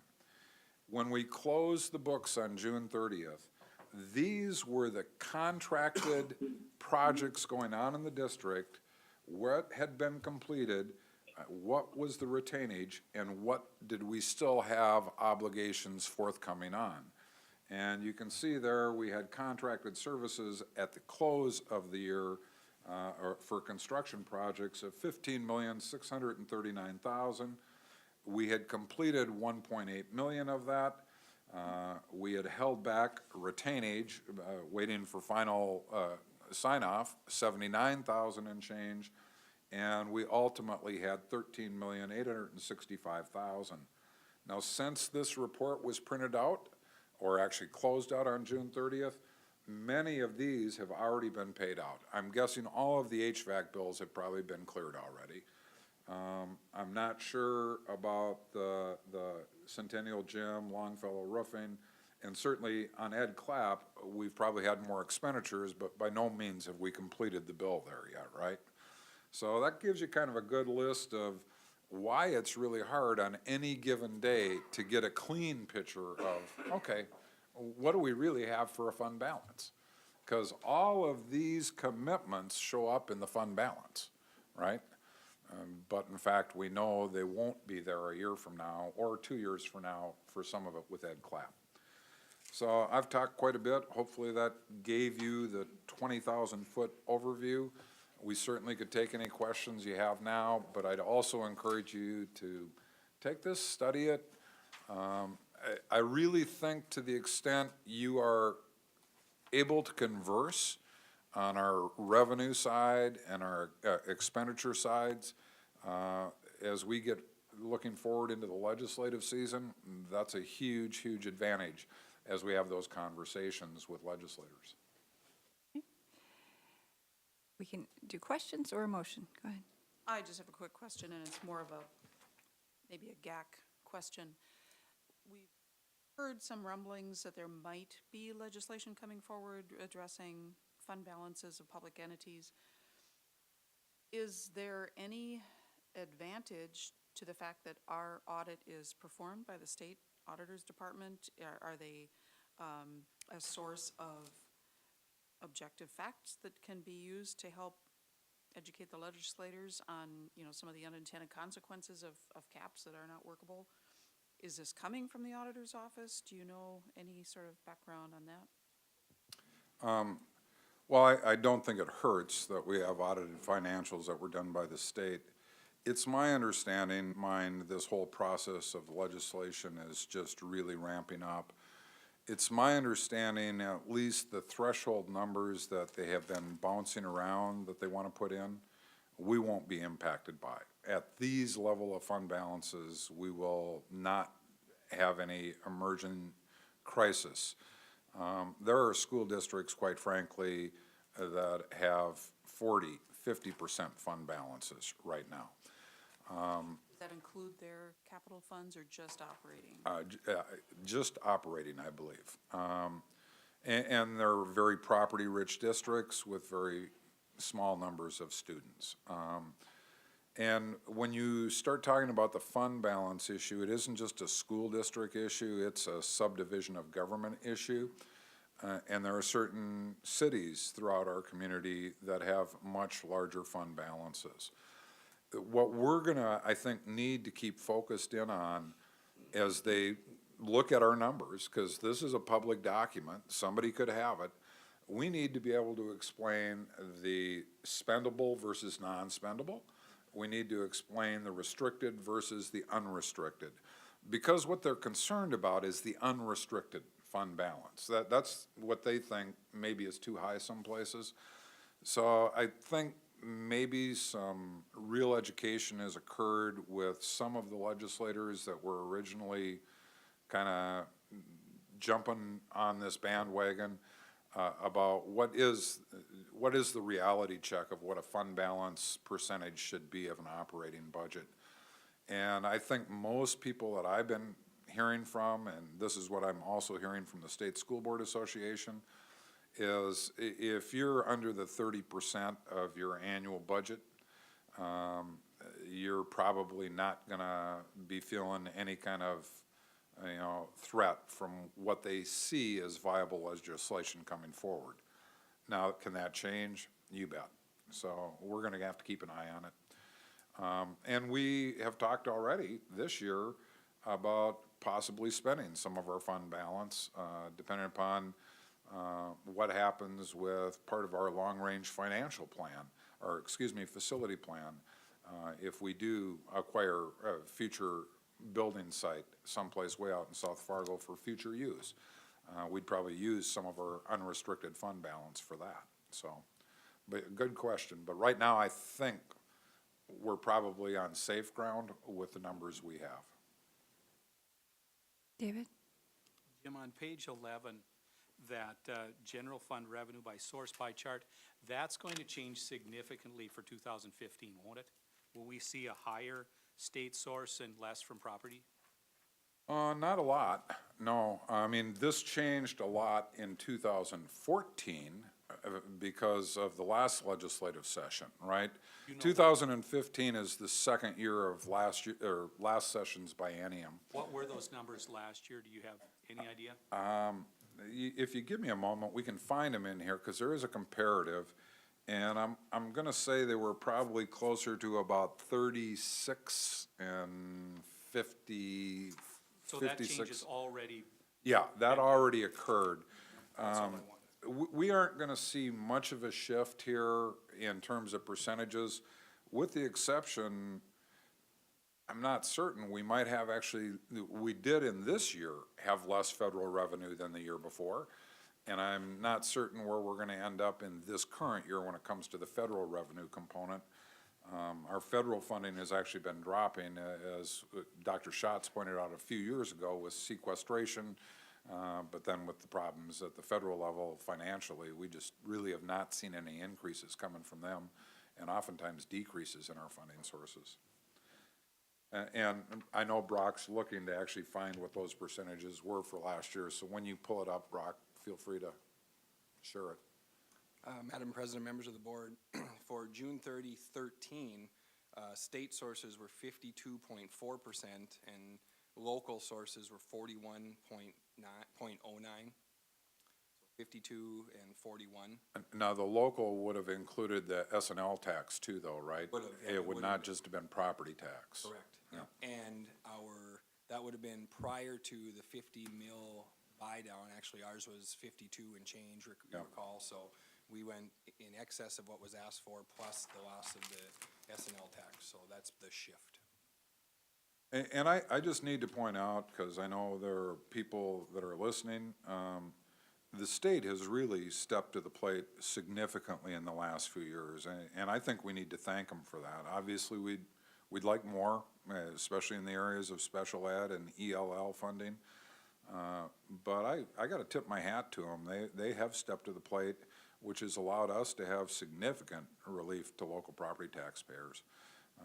And, you know, I think at least the preliminary of what we looked at that came out thus far, I don't think they're going backwards at all in the coming legislative season. Hopefully we'll see a movement even farther along this progression to the state taking over a larger share going forward. I agree, Jim. The property tax buy-down has been welcomed by our local property taxpayers. Sometimes with that buy-down comes the confusion of that our district has more money. And so we need to be able to explain that to our locals. One of the reasons that there was some questioning on fund balances was, well, you have this much more money, you don't need that much more of a carryover to pay the bills. But I think that you have effectively explained that to the people that need to hear it. So thank you for your work. John, did you have something? Madam President, I'd just like to point out something especially for new members. On page 39, when you look at our bonds due, we have a note there for building authority bonds where we're at $18 million. And this is a really big shift for the district over the last many years. There was a time where and building authority bonds come out of the general fund. Building bonds payable come out of the building levy fund. But when we're at $18 million, that's commendable. I remember at one point seeing a report from the district that was $77 million in building authority, general fund building commitments. So it's a real major directional shift and will relieve us in 4 more years from now. We won't have that annual outlay for buildings out of the general fund, which will have a big impact on us. Well, seeing no other hands jumping up, and again, I want to encourage you, if you have any questions, please reach out to Brock or I. If I can't help you with it, I'll certainly make sure Brock gets in the loop. And the more we can have financial smarts on how the district's funding works, the better off we are to communicate, not only with people in Bismarck, but just our friends and neighbors that are knocking on our door from time to time. With that, I'd like to move that we accept the auditor's report. and extend a thank you to Brock and his entire team for another year's worth of work well done. Second. Motion and second. Mr. Leeds. Madam President, members of the board, I just want to take an opportunity to reiterate something Jim said, and thank you, Jim, for including my team. This audit takes place over several days with the state auditors and Jackie Gapp, Joy Rederath, and specifically Patty Richards, and they're all three CPAs. I think we're very fortunate to have accountants at that level in this district. They spend hours with our auditors. I get to spend about an hour to an hour and a half doing one interview, and then I get and get the praise for all the work that happens. But the reality is that team puts all of this together. They work on this endlessly before the auditors come, and they spend hours with them during the 3 to 4 days that they are here. So thank you, Jim, for acknowledging their participation. I want to make sure that I acknowledge the work that they do as well. Good. Any other questions? Okay, I think we're ready for a vote. Anne Marie? Strand. Yes. Benson. Boyd. Yes. Goldenberg. Yes. Johnson. Yes. Knutson. Myers. Yes. Paulson. Yes. Nelson. Yes, motion carries. On to board reports. Donna, would you like to start us off here? Sure. Thank you, first of all, to everyone for completing both your engagements and your paperwork and getting it on time. And a special thank you, unfortunately they're not here, to all of the 3 high school principals who made this happen. Four high school principals who made this happen, because without them and their cooperation, this wouldn't happen. Generally speaking, I'm sure you all read everybody else's comments. They were pretty positive, including Paul. I noticed your comment of being skeptical and having had a really good experience. So I think in general, everybody's experiences were good and different.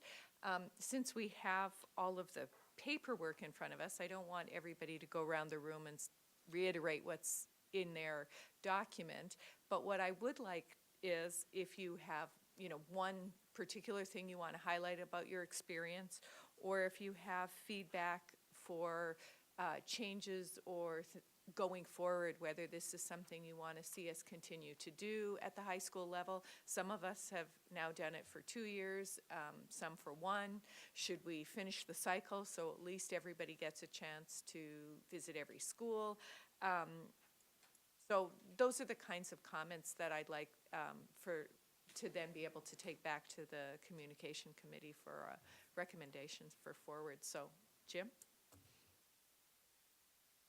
Well, first of all, I want to thank Communications Committee and Dinah in particular for getting us to do these things. I'll be candid, though. I'm not sure sitting in a traditional classroom is a good thing. I don't really learn much. I'm not sure that I haven't changed the dynamics of the day for the students as well and the teacher. I think the best part is when we have the opportunity to have a conversation with staff, with students. It doesn't, I think all the conversations are great. I went through several different types of classes over at Davies, and at North we had a kind of an abbreviated schedule, at least the day I went. Jennifer, she's a Spartan, so she went twice to North. Trying to get gold stars or something up there. I really think if we're going to do this either next year or whenever we say we're going to do a high school engagement again, I really question about having us sit in a regular classroom. Now, I also understand getting to see some of these really unique things like Rebecca saw are a little different than sitting in AP English class. Because when I was in the AP English class at Davies, I know I changed the instructor's day, and not in a positive way, to be real honest. I mean, she knew, okay, this is a school board person, and she wasn't nearly as relaxed as I'm sure she was every other day teaching. So I don't know if our purpose is to watch them teach. then maybe we'd be better off, because I think many of them videotape. Maybe we'd be better off watching a videotape of a class where there wasn't one of us in it. And then really figuring ways to have conversation while we're taking the time out of our workday. Because sitting in the class period, outside of maybe having to take a wild guess at what one of the bones in the anatomy class was called, only to be corrected because, you know, I knew it was a shoulder blade, but that's not the technical name that was gonna get you past the test. I just don't know that I get much out of that. Maybe other people do. So I love the interchange parts of this. And if there's a way we can build upon that, maybe less interference in the actual classroom instruction, I think that would be a good thing. Linda, do you want to do it, or do you want me? Okay, Linda? That's really interesting, and David and I actually had kind of the flip side of that kind of experience because we were at Woodrow Wilson, and we ended up not just doing the high school portion of the building, but the entire building. So we spent 3 hours basically poking our heads in, hey, this is blah, blah, blah, watching for about 45 seconds, bugging out. And so I feel like we didn't really change except for a momentary, hi, you know, and this and that, but long enough to kind of get a feel for the dynamic of what was going on in the room, and then gone. And so I think we got a really broad overview, but like you say, you know, we weren't sitting there for 45 minutes or a plot and a play and not being able to talk with kids or anything. And so, I don't know, maybe there's something really unique, like your experience, maybe that's worth experiencing, but I hear what you're saying. Does anybody else want, go ahead, Rebecca, before.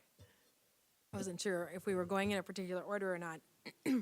Well, as a new board member, I think no matter what I would have been doing would have been interesting. So I did have, I would say I had engagement with a variety of students because in the 4 or 5 classes that I went to, a student, you know, accompanied me that was going to that class. So I basically used my time to talk to those students when we were going from class to class. And it was AP Chemistry, which gave me almost a heart attack when I saw that that was on my schedule because my chemistry professor or instructor from Bismarck High School, I'm sure would laugh to know that I was in that class. But at any rate, I learned a little bit about what a flipped classroom does. The instructor sent me the link to the video that the students were supposed to watch to prepare for the class, and my son, who's a junior at South, watched it with me. And I learned that he was pretty educated on the material. That was great. But it also provided me with a little bit of an idea in regard to what the students are supposed to be doing in regard to that flipped classroom, so they're prepared one way or another to go to class the next day and have some different kinds of engagement with their fellow students, classmates, and their instructors, which, of course, when I was in school, we still were supposed to engage, but, you know, just that, having that homework and looking through that activity the night prior and then knowing that you're supposed to come to class ready to engage is different than what I have seen before. And I was, I think, almost the only one that used a paper notebook. I realize I have to be careful saying notebook or tablet because there are different versions of notebooks and tablets. Theirs are mainly electronic. Lots of ours are paper. So in the history class that I attended, basically all of the students were using their tablets. So if we are looking at how we are incorporating technology into the classroom, for me, again, as a new board member, it was great to see actually in all of the classes, even when I went to the classes at the end of the day for some of our most challenged learners, how they were using, whether it was smart boards or, you know, PowerPoints or their notebooks in the classroom to integrate the learning. And the kids seem to be just overall very engaged in the classes. One of the classes that I attended that I thought was a little bit challenging for the instructor was this 9th grade block English class. And there were students in there that the teacher, I just thought, oh my gosh, the work that we are asking her to do, because there was one group of students that were, they were a little bit more on task in regard to what should be done in the classroom, and almost the flip side of the classroom, that the teacher had to work to get them to engage a little bit better. And she was dealing with moods, the different, just how kids arrive in school, and going up to a student and saying, how are you today? So just seeing her engage individually with all of the students to make that class work was interesting to me. And I think that my highlight, and I'm sure, Jim, your suggestions they make sense too, is that I did not have as much of an opportunity to engage with students, as you're saying. I had an opportunity to engage with some of the administrative team afterwards. So learning about we talked about boundary issues. We talked about where are they going to add more lockers at Davies if the population grows like they're expecting to. And so I got to learn a little bit about that. But I think that spending time at the end of the day with the ELL and our most challenged students, I had the spectrum of the AP chemistry kids to, so again, some of our most challenged kids. And I've heard that we offer that kind of an opportunity to our children, to our students in our schools, but seeing it's completely different, because I was in a classroom where it would be like as many of us that are there, but they can't speak, most of them, or they have to speak in a different way. They have to use a different tool, and they're trying to figure out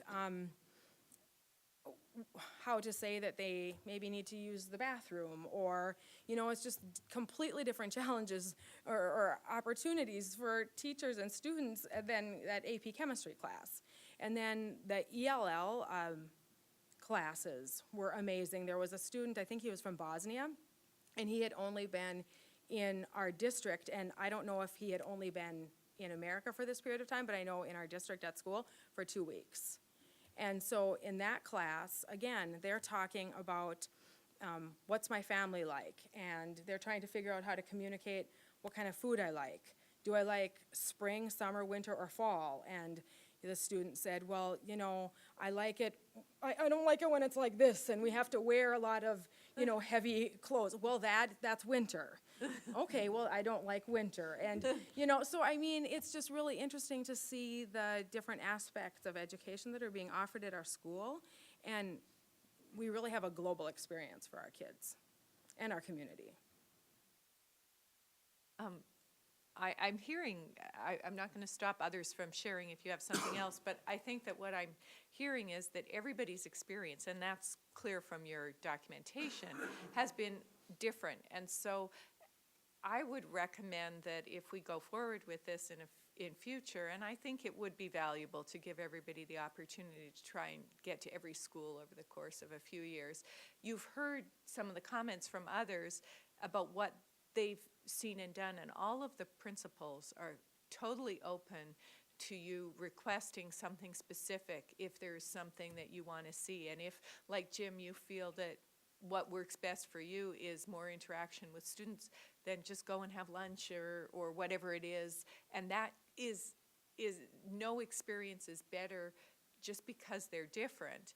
And if you have an interest in one area or not or whatever, so I think going forward, especially since people have done it once, you can tailor your future visits more on a personal level than necessarily all of us having to do the same thing in every single school. So having said that, go on, John.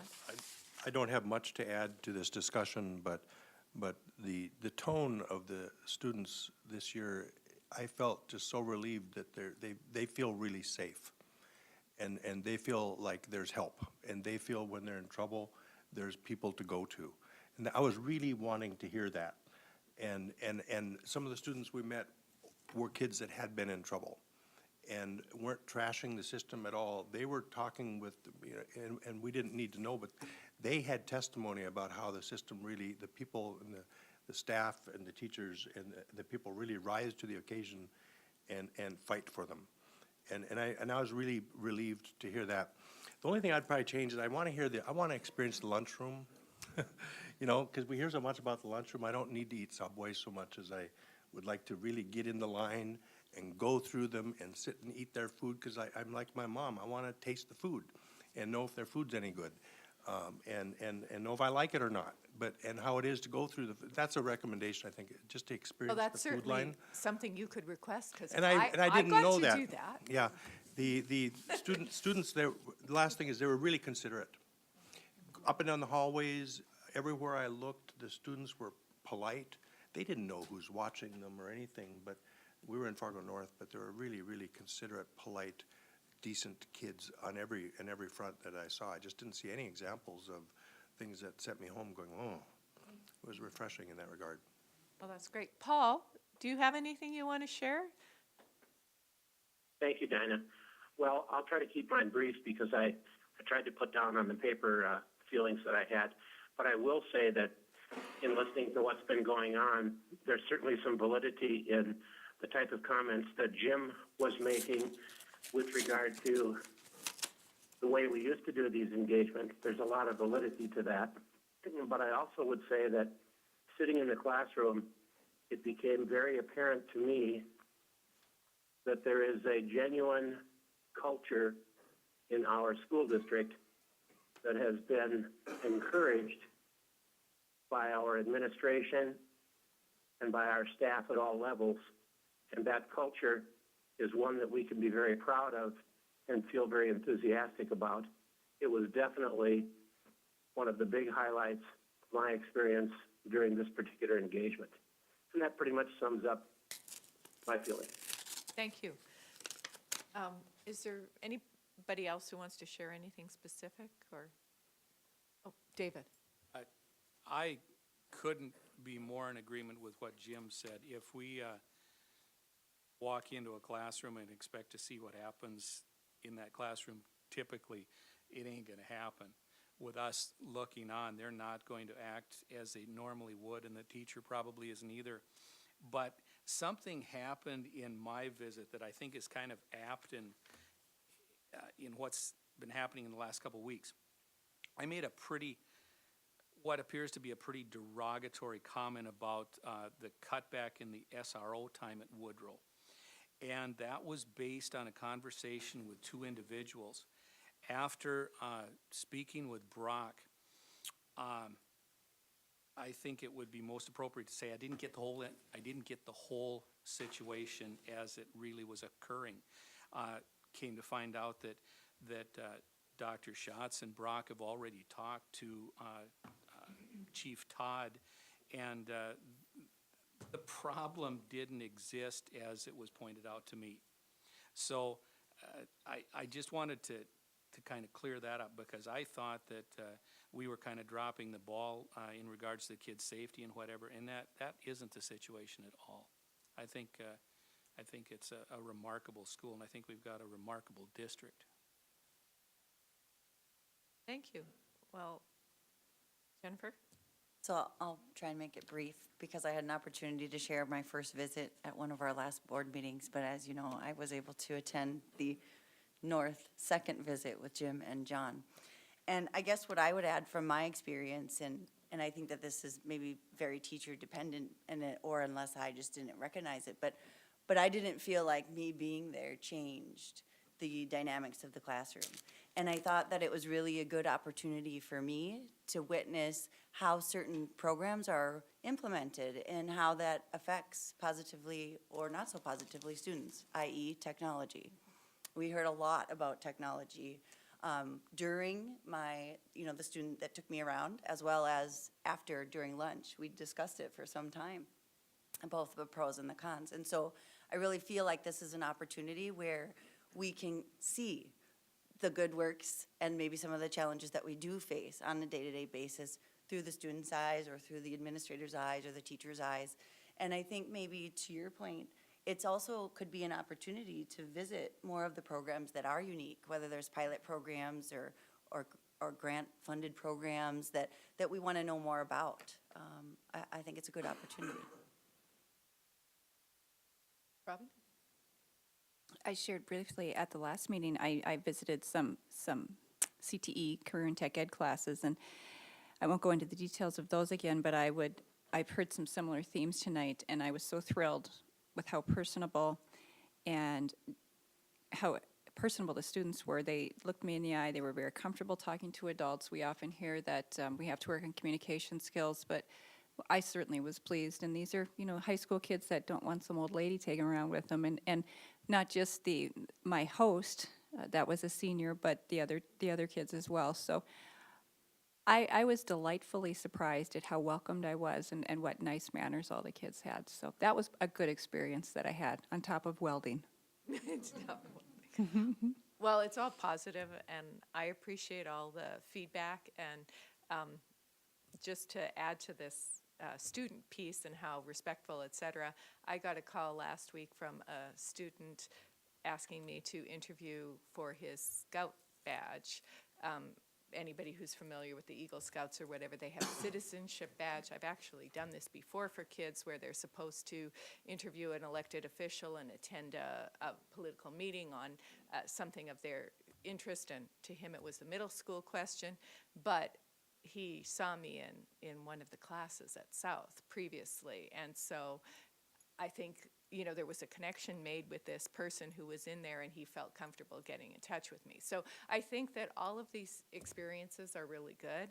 I think communications will go back and talk about what we do going forward, but in general, I'm hearing really positive things. So thank you again to everyone, and we'll have the same kind of, bless you, evaluation down the road for the elementary engagements. I sent out an email in the last week with the modified form and some other, and the strategist's job description.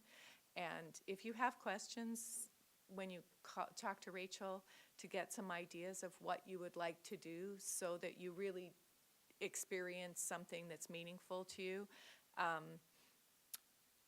They don't necessarily come into a classroom in a traditional classroom, and so they do really different things. And I did a variety of different things the day that I was there. And you don't have to be there a long time, just a short time. I think strategists are a really big piece of our district now, and I think we need to understand what they do across the board. So I hope you all enjoy that, and anytime that you're ready to do that, as long as you finish it by the date we need to discuss it, go to it, and that's it for me. Thank you. Thank you, Dinah. Linda, did you have anything to report? Oh, I'm sorry.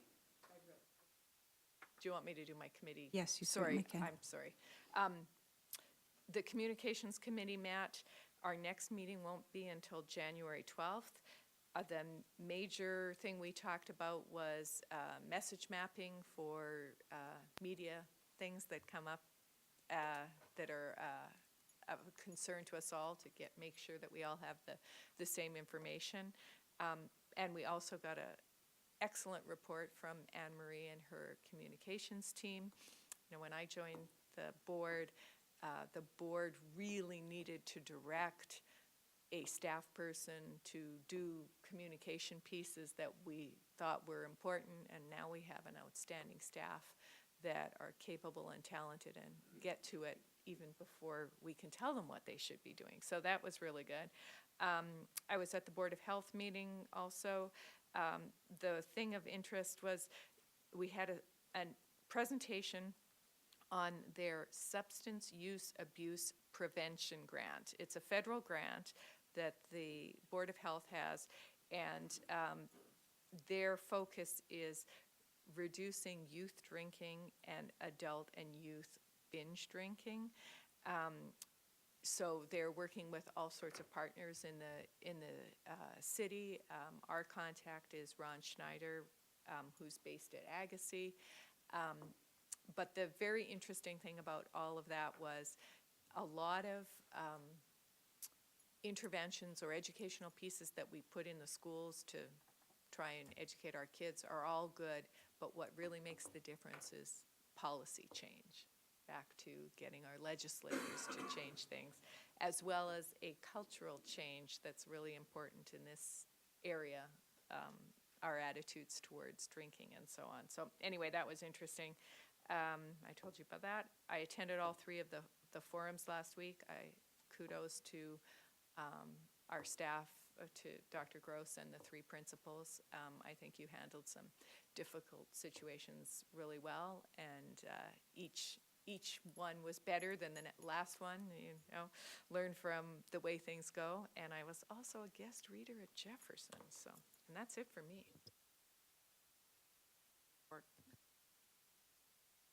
David?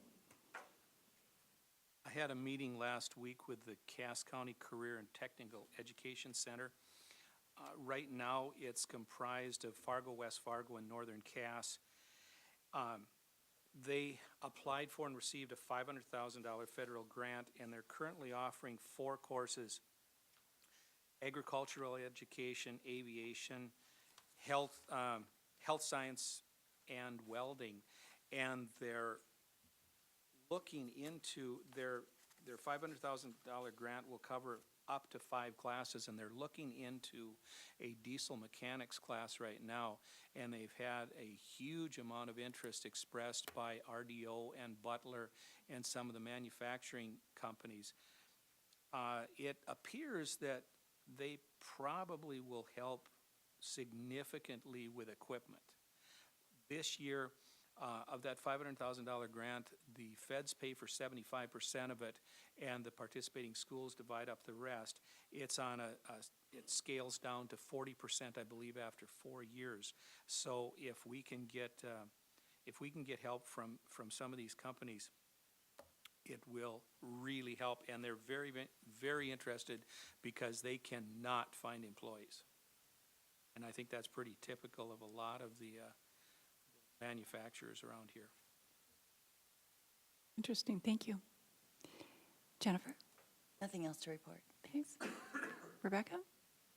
I attended the meeting last week. Jennifer, you were there too. You and I attended the meeting for the strategic planning, the first meeting, and it was interesting to be there and to observe, and we'll see what transpires. So thanks to everyone that's volunteering their time to put forth on that effort. So, and your ad hoc is done now, it's, right? The ad hoc is done, yes, thank you. Okay. John? Madam President, the GAC will be meeting December 5th at 11:30. I think there's a planning meeting earlier that day, and we needed to schedule another meeting prior to our December 9th board meeting.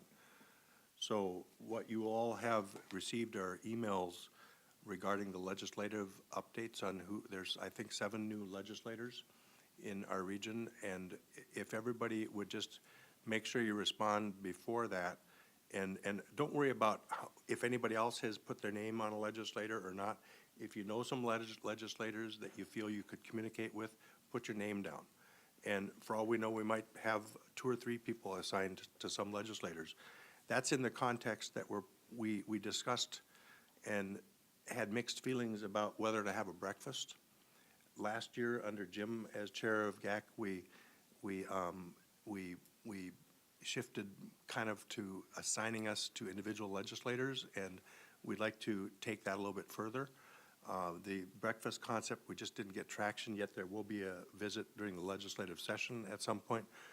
So that was on the list. And so watch for that and get your names to us by December 5th.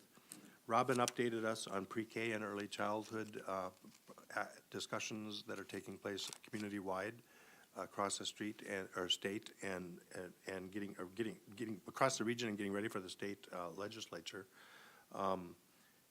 We looked at the legislative booklet from last year, and Marianne and Brock's team will be updating that. We had some general discussions. The new booklet will come to committee December 5th and then come to the board for receiving it by December 9th. Brock and Robin and team will be working with West Fargo, we suspect, for Friday conference calls as the legislature kicks in, but we're just getting to the point where we'll finalize who's doing that and when. I think that's it. Thank you. Well, first of all, John, if you want to move the GAC meeting to the morning that Friday, feel free, because at this point in time, planning does not have a scheduled meeting in December. If something changes and we need to do that, we'll certainly reach out to the committee, but we're not planning on meeting that morning. So if you wanted to move your meeting, you can. A couple things to report. The SEEC board had its bi-monthly meeting. I guess every other month we meet face-to-face in the beautiful city of Castleton.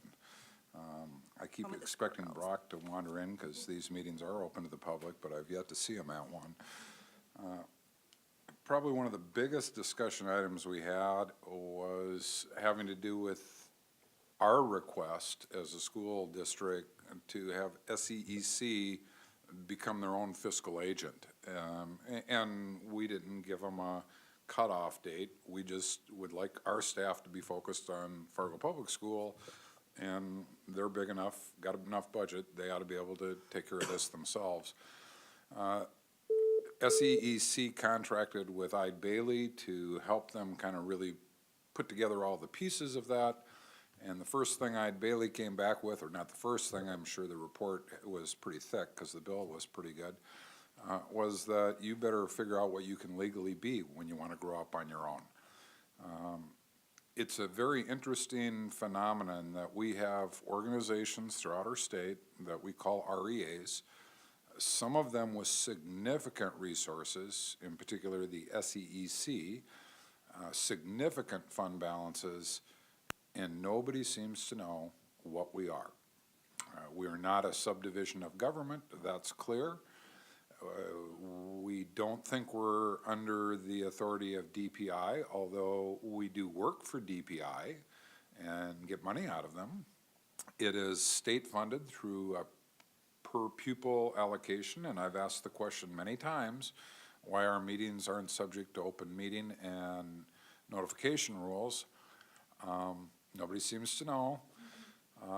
So I think there's going to be a movement brought when the legislature convenes to try to define legislatively what an REA is. So can it become, as some did, 501c3 nonprofits? I'm guessing not, but we actually have a few in the state that have filed that way and got their little certificate, so they can function that way.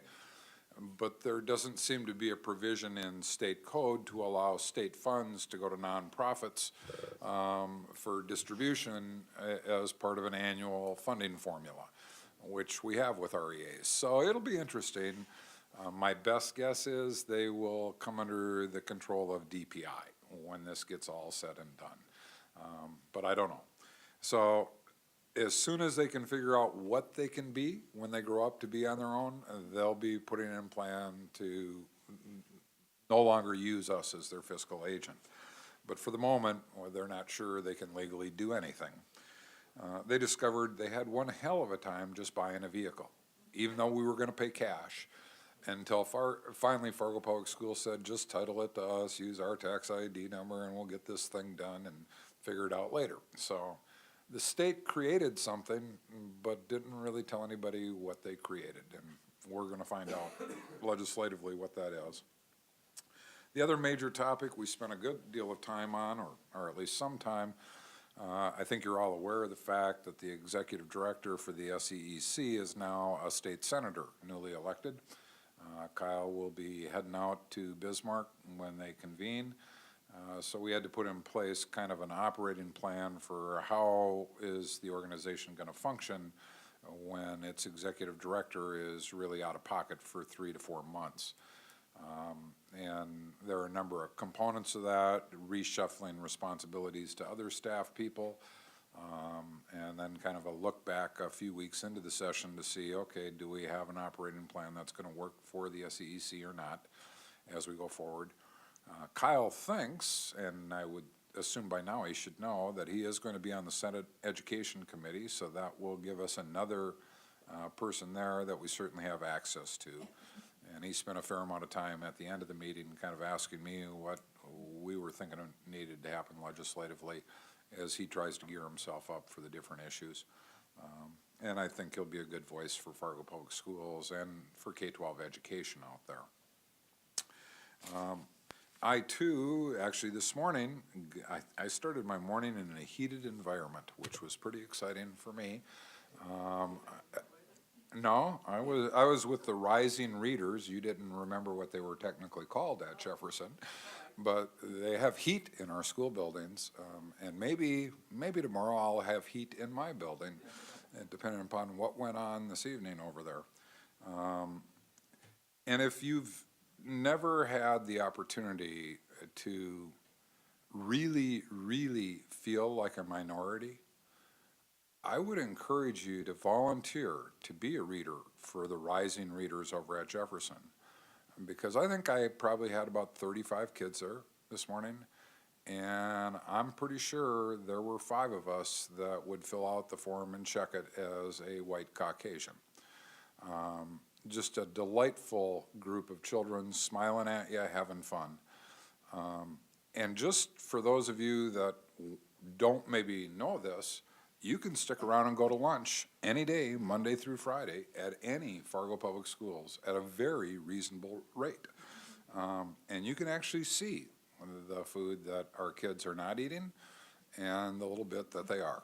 So I would encourage you to all not wait for a student engagement. Just pick a day and wander in with a little cash and buy your lunch. And you'll probably come away with the same thought I did, that you know, it was better when I went to school and we had the big caramel rolls that we could get, but, you know, times have changed. And that is it for me. Thank you, Jim. Paul, are you still with us? Okay, I did hear it bang. Okay. My president's report is sitting in my office, and I haven't been there since 11:30 today, unexpectedly, so you're going to get it verbally. I too got to read to some students at Lewis and Clark for their readathon day, 4th grade classes, and I got to see Jason Cressup up in a scissor lift at the roof of the gym in the library, so he was reading from there. That was pretty fun. I will be absent December 9th. I have a work-related event, and so Linda will lead the meeting that night prior to the festivities. Your ELs are due. Anne Marie sent those out, and she's still waiting for 4 people's assessments for Jeff's formative assessment, so please put some thought into those and get those into her. I did have the opportunity to talk to Deb Mathern today. Deb Mathern is our Fargo Dorm Authority appointee for the school district. She, again, could not convince her team to move their Christmas party off the second Tuesday in December, so we won't be able to go to that. So no candied bacon this year again. However, she is hoping for an appointment that needs to be back to her board by March. They are working on some very in-depth projects right now, and the remainder of her board is encouraging us to reappoint her to that position. So something to keep in mind for the future. I believe it's on our January governance agenda. Let's see, our next governance meeting is Tuesday, December 2nd, 7:30 a.m.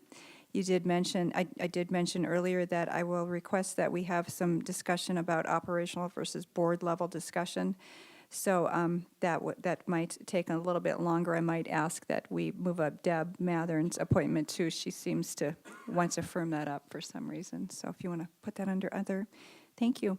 Other than that, that's it for my report. Anything else for this evening? John? Madam President, Linda's birthday is the 29th, so everybody be sending her Hey. good energy this weekend. Happy Very birthday, good. Linda. Very good. Okay. All right. Any items for debriefing? Okay.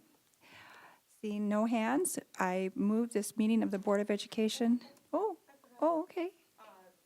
The next meeting of December 9th, just a announcement, that's our traditional holiday reception get-together, and that's at my place, and guests are welcome, so we'll head over there as soon as we're done here. And I gave information to Anne Marie, and she'll be sending out the address and all that good stuff, so hope you can make it. Thank you, Lena. Okay. We are adjourned.